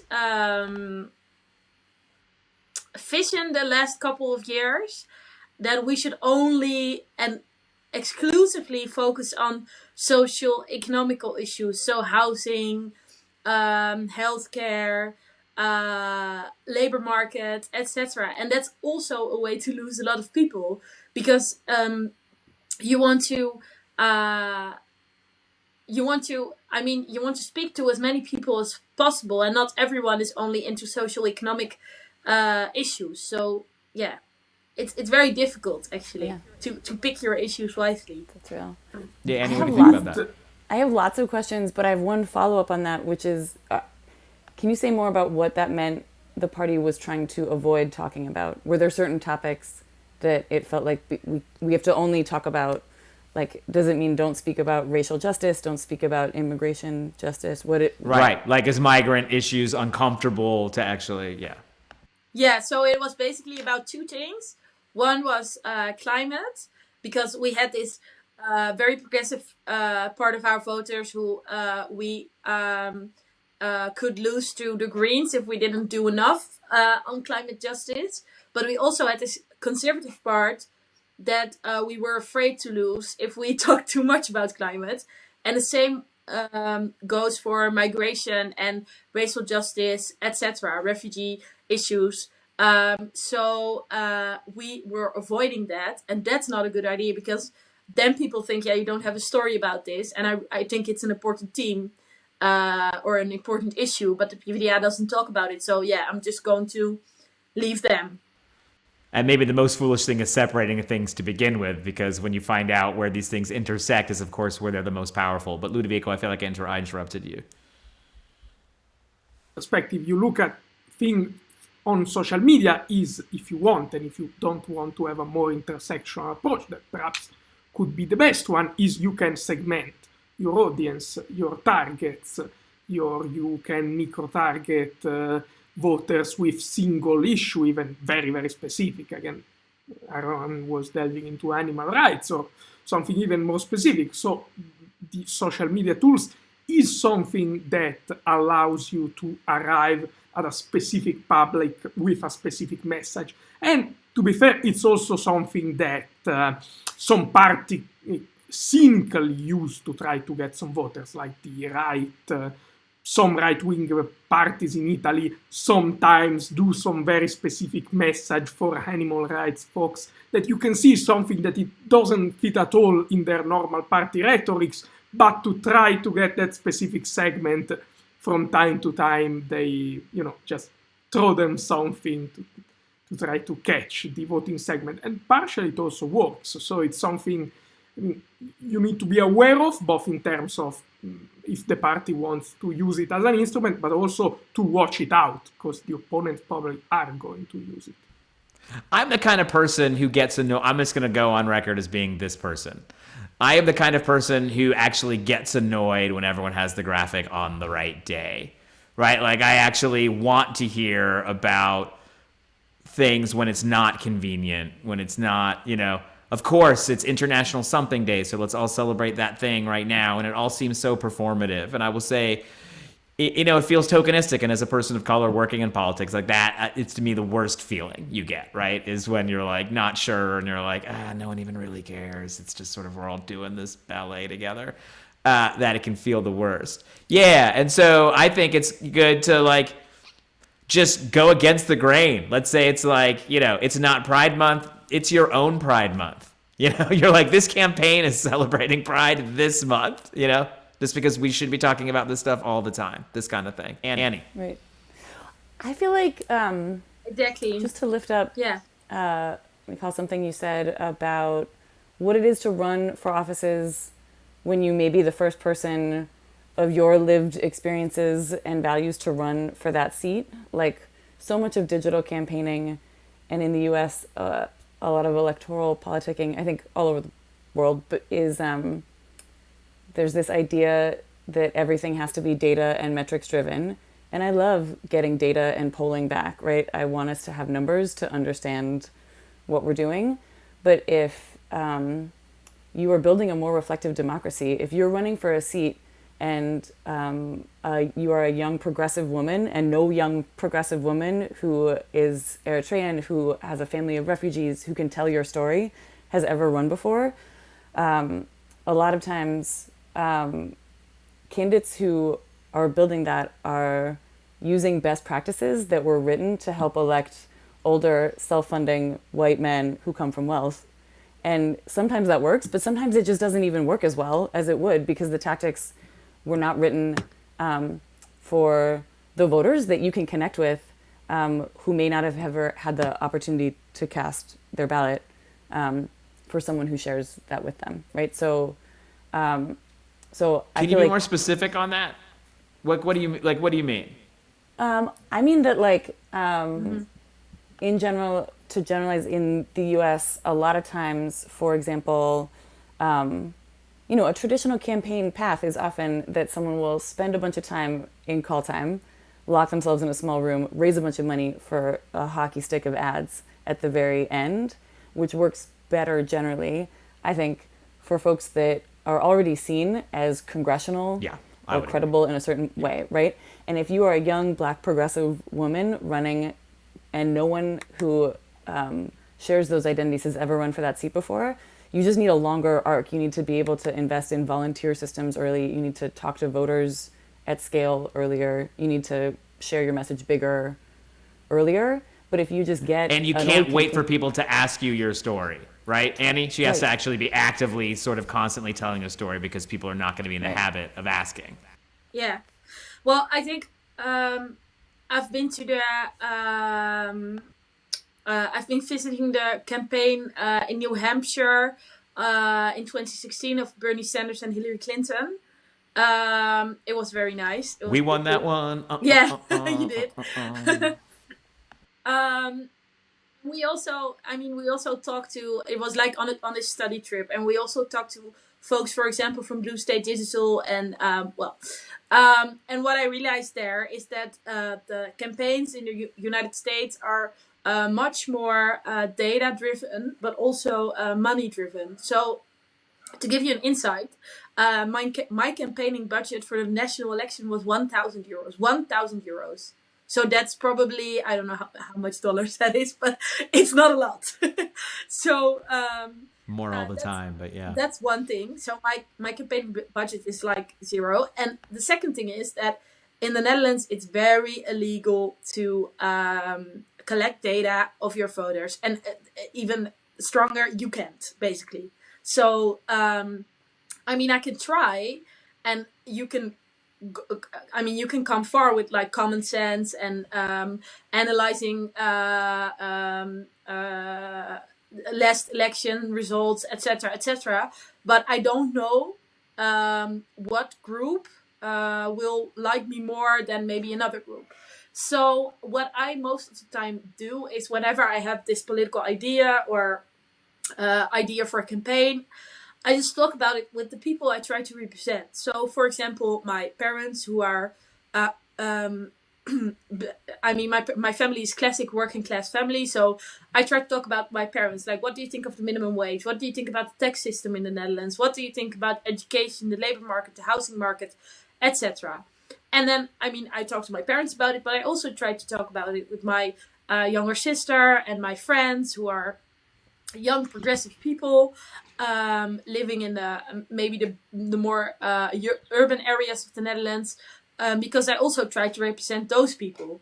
So that's kind of how I do it. And whenever I have the feeling I can't explain this to my friends or my dad, then I just won't do it. Then I just won't make the point. So it's also trusting your guts a little bit more, and it's also very important to stay authentic and indeed talk actively to voters. Also online, I did a lot of Instagram live sessions, etc. So that's kind of how we do it in the Netherlands. Mm-hmm. So that's really helpful. One other question on that, I think, especially going back to some of the things that you were talking about before in terms of that more young people voted for the Pensioners Party than voted for Labour when Labour has been fighting for young folks for a long time. Do you have a sense of the overall voter turnout that is likely to happen? Like, do you have some goals in mind for if you want to increase voter turnout? And it's a high voting population, so there's that opportunity of can I scoop in people who are less interested in the process isn't as present for sure. But I'll let Mikal answer that. Well, but I can say something about it because to make it more tragic, by the way, because actually the voter turnout amongst young people was much higher this election than last election, and still a lot of them didn't vote for us. So that's not good, and it really shows that our image and the way that young people think about us is not good. I think young people think about us as old news, as something your grandparents voted for. And it's a sympathy party, but it's just the Labour Party. It's a little bit old-fashioned.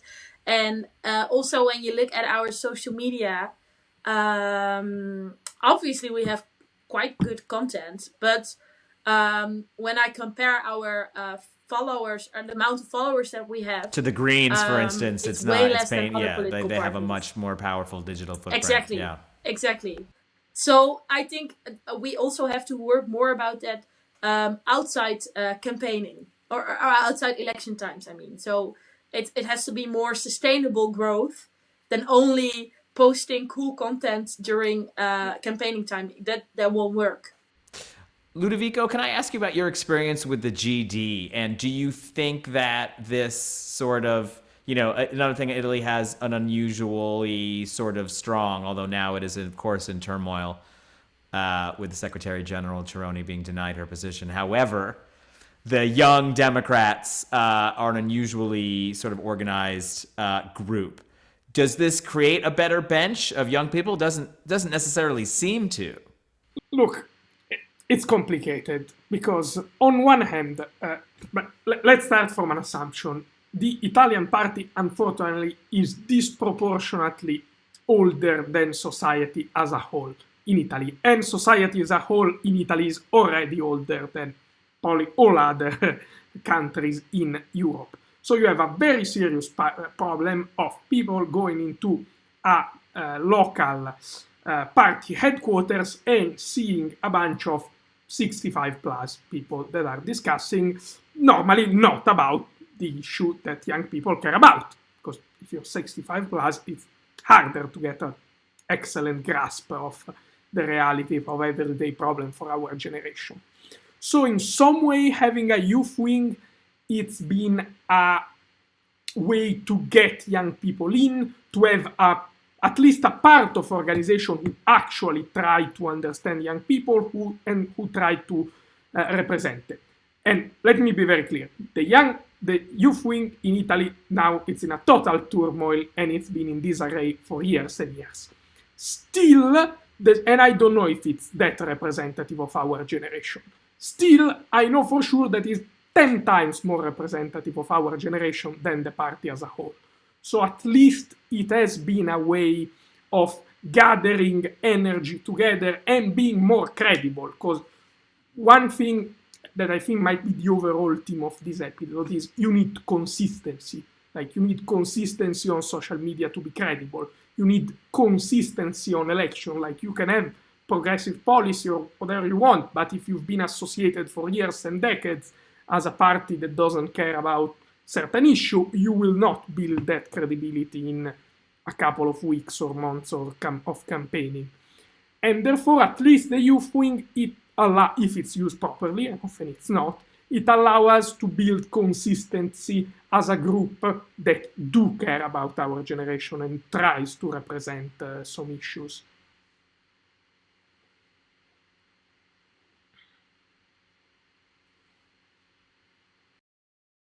And based on my knowledge of, we had a nice phone call with you and a gang of folks who seem to look up to you as some sort of leader in some ways. What do you all see? I'm making trouble right here. None of them are That's watching. too much credit. How do you all stick together and develop this kind of consistent communication? What are you doing now? How informal is that? And how accepted is having a gang within the party accepted by the party?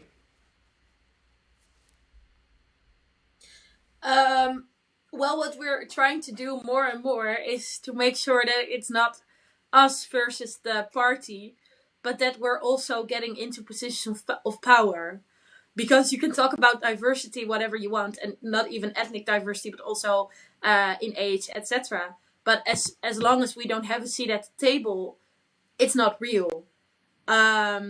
So, I mean, right now I'm a chairwoman of the third biggest city of the Netherlands, from the Labour Party here. And I think it's my job to help other young men and women to also be a very important member of their local Labour Party, so that they can also innovate their local Labour parties to get to a higher level and to reach more people. And so that's one thing that we try to do. So train other young people who want to do something in their city or in their town. Second of all, I think I mean, it's very easy to be young and critical and blow up the party, but I mean, and believe me, people have done that in the PvdA in the past, but that's not what we want. I mean, we know this party has a very big legacy, 75 years, a beautiful history, but we're just worried about the future because our voters are getting older and older, and our legacy is too big to let that happen. So we are really trying to be constructive. We don't have like strained relationships with the highest level or with the people in the highest levels of the party. We're just really trying to be constructive and reasonable, and also create a lot of people who have our backs, so that we know that we're talking on behalf of a lot of other young people. And it's very easy to get 100 young PvdA members behind you, and that's what we try to do. So no, that's excellent, and I hope that we can have you back on in a couple of months and maybe even get some specifics about how trends are going and what some campaign tactics could be heading into the regionals, because it'll be super interesting for us. And just we appreciate you coming on so much. Thank you, Mikal. Thank you, Annie, as always, and thank you, Ludovico. We appreciate everyone's insights. Thank you too. And we'll be right back. Comité, comitato, comitiet, comiteto, carul, comiti, we yandwe, submiti, we committee.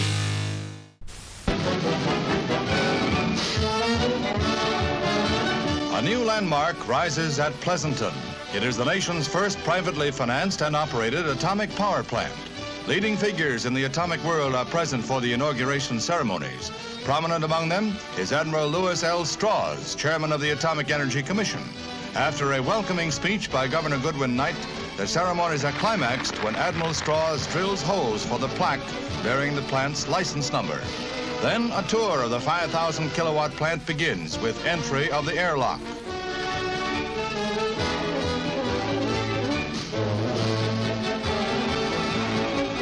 Activity in the heavily shielded atomic pile is reflected on the scores of dials as power from a pioneer source begins to flood through the countryside.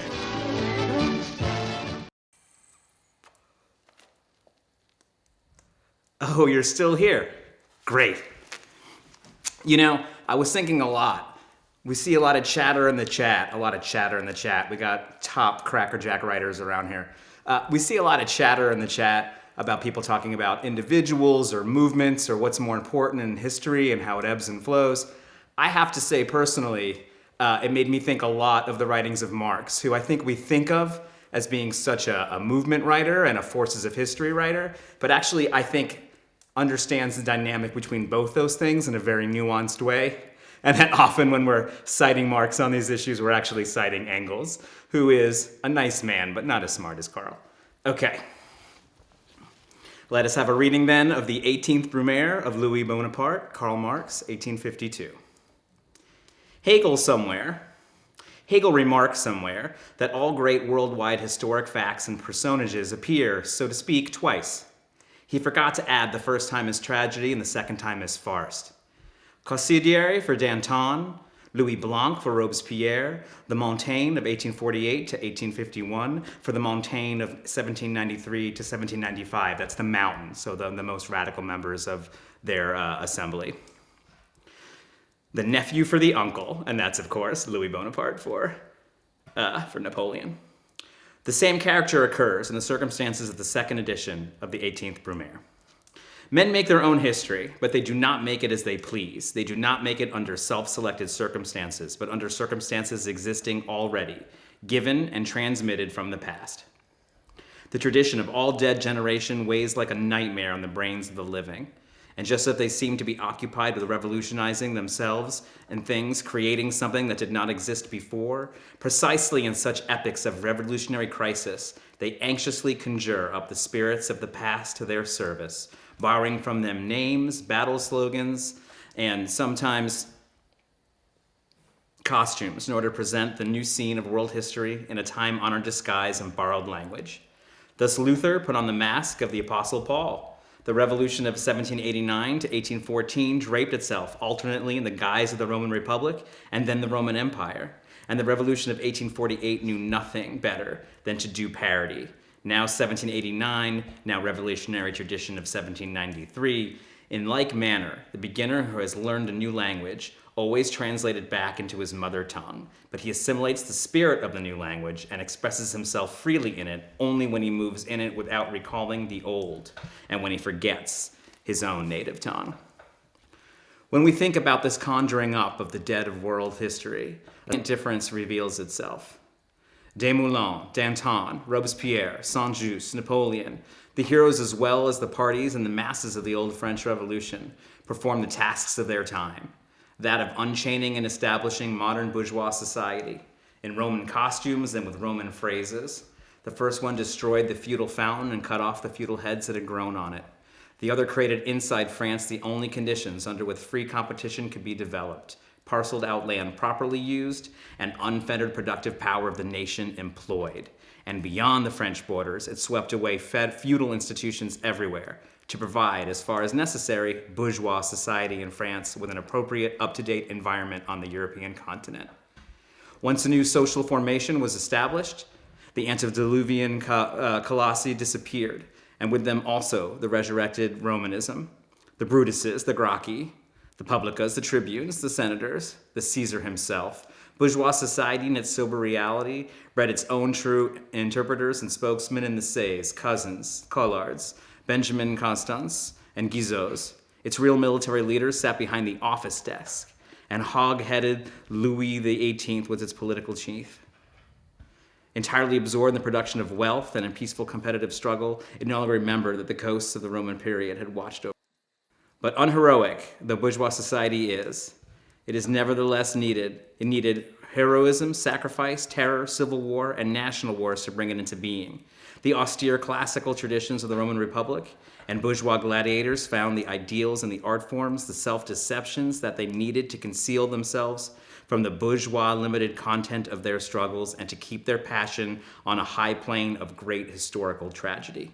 Similarly, at a different stage of development a century earlier, Cromwell and the English people had borrowed from the Old Testament the speech, emotions, and illusions for their bourgeois revolution. When the real goal had been achieved and the bourgeois transformation of English society had been accomplished, then Locke supplanted Habakkuk. Thus, the awakening of the dead in those revolutions served the purpose of glorifying the new struggles, not of parodying the old, of magnifying the real task in the imagination, not recoiling from the solution in reality, of finding once more the spirit of revolution, not making its ghosts walk again. So let's not live in the past, folks. Nothing to do but to do it. Good night.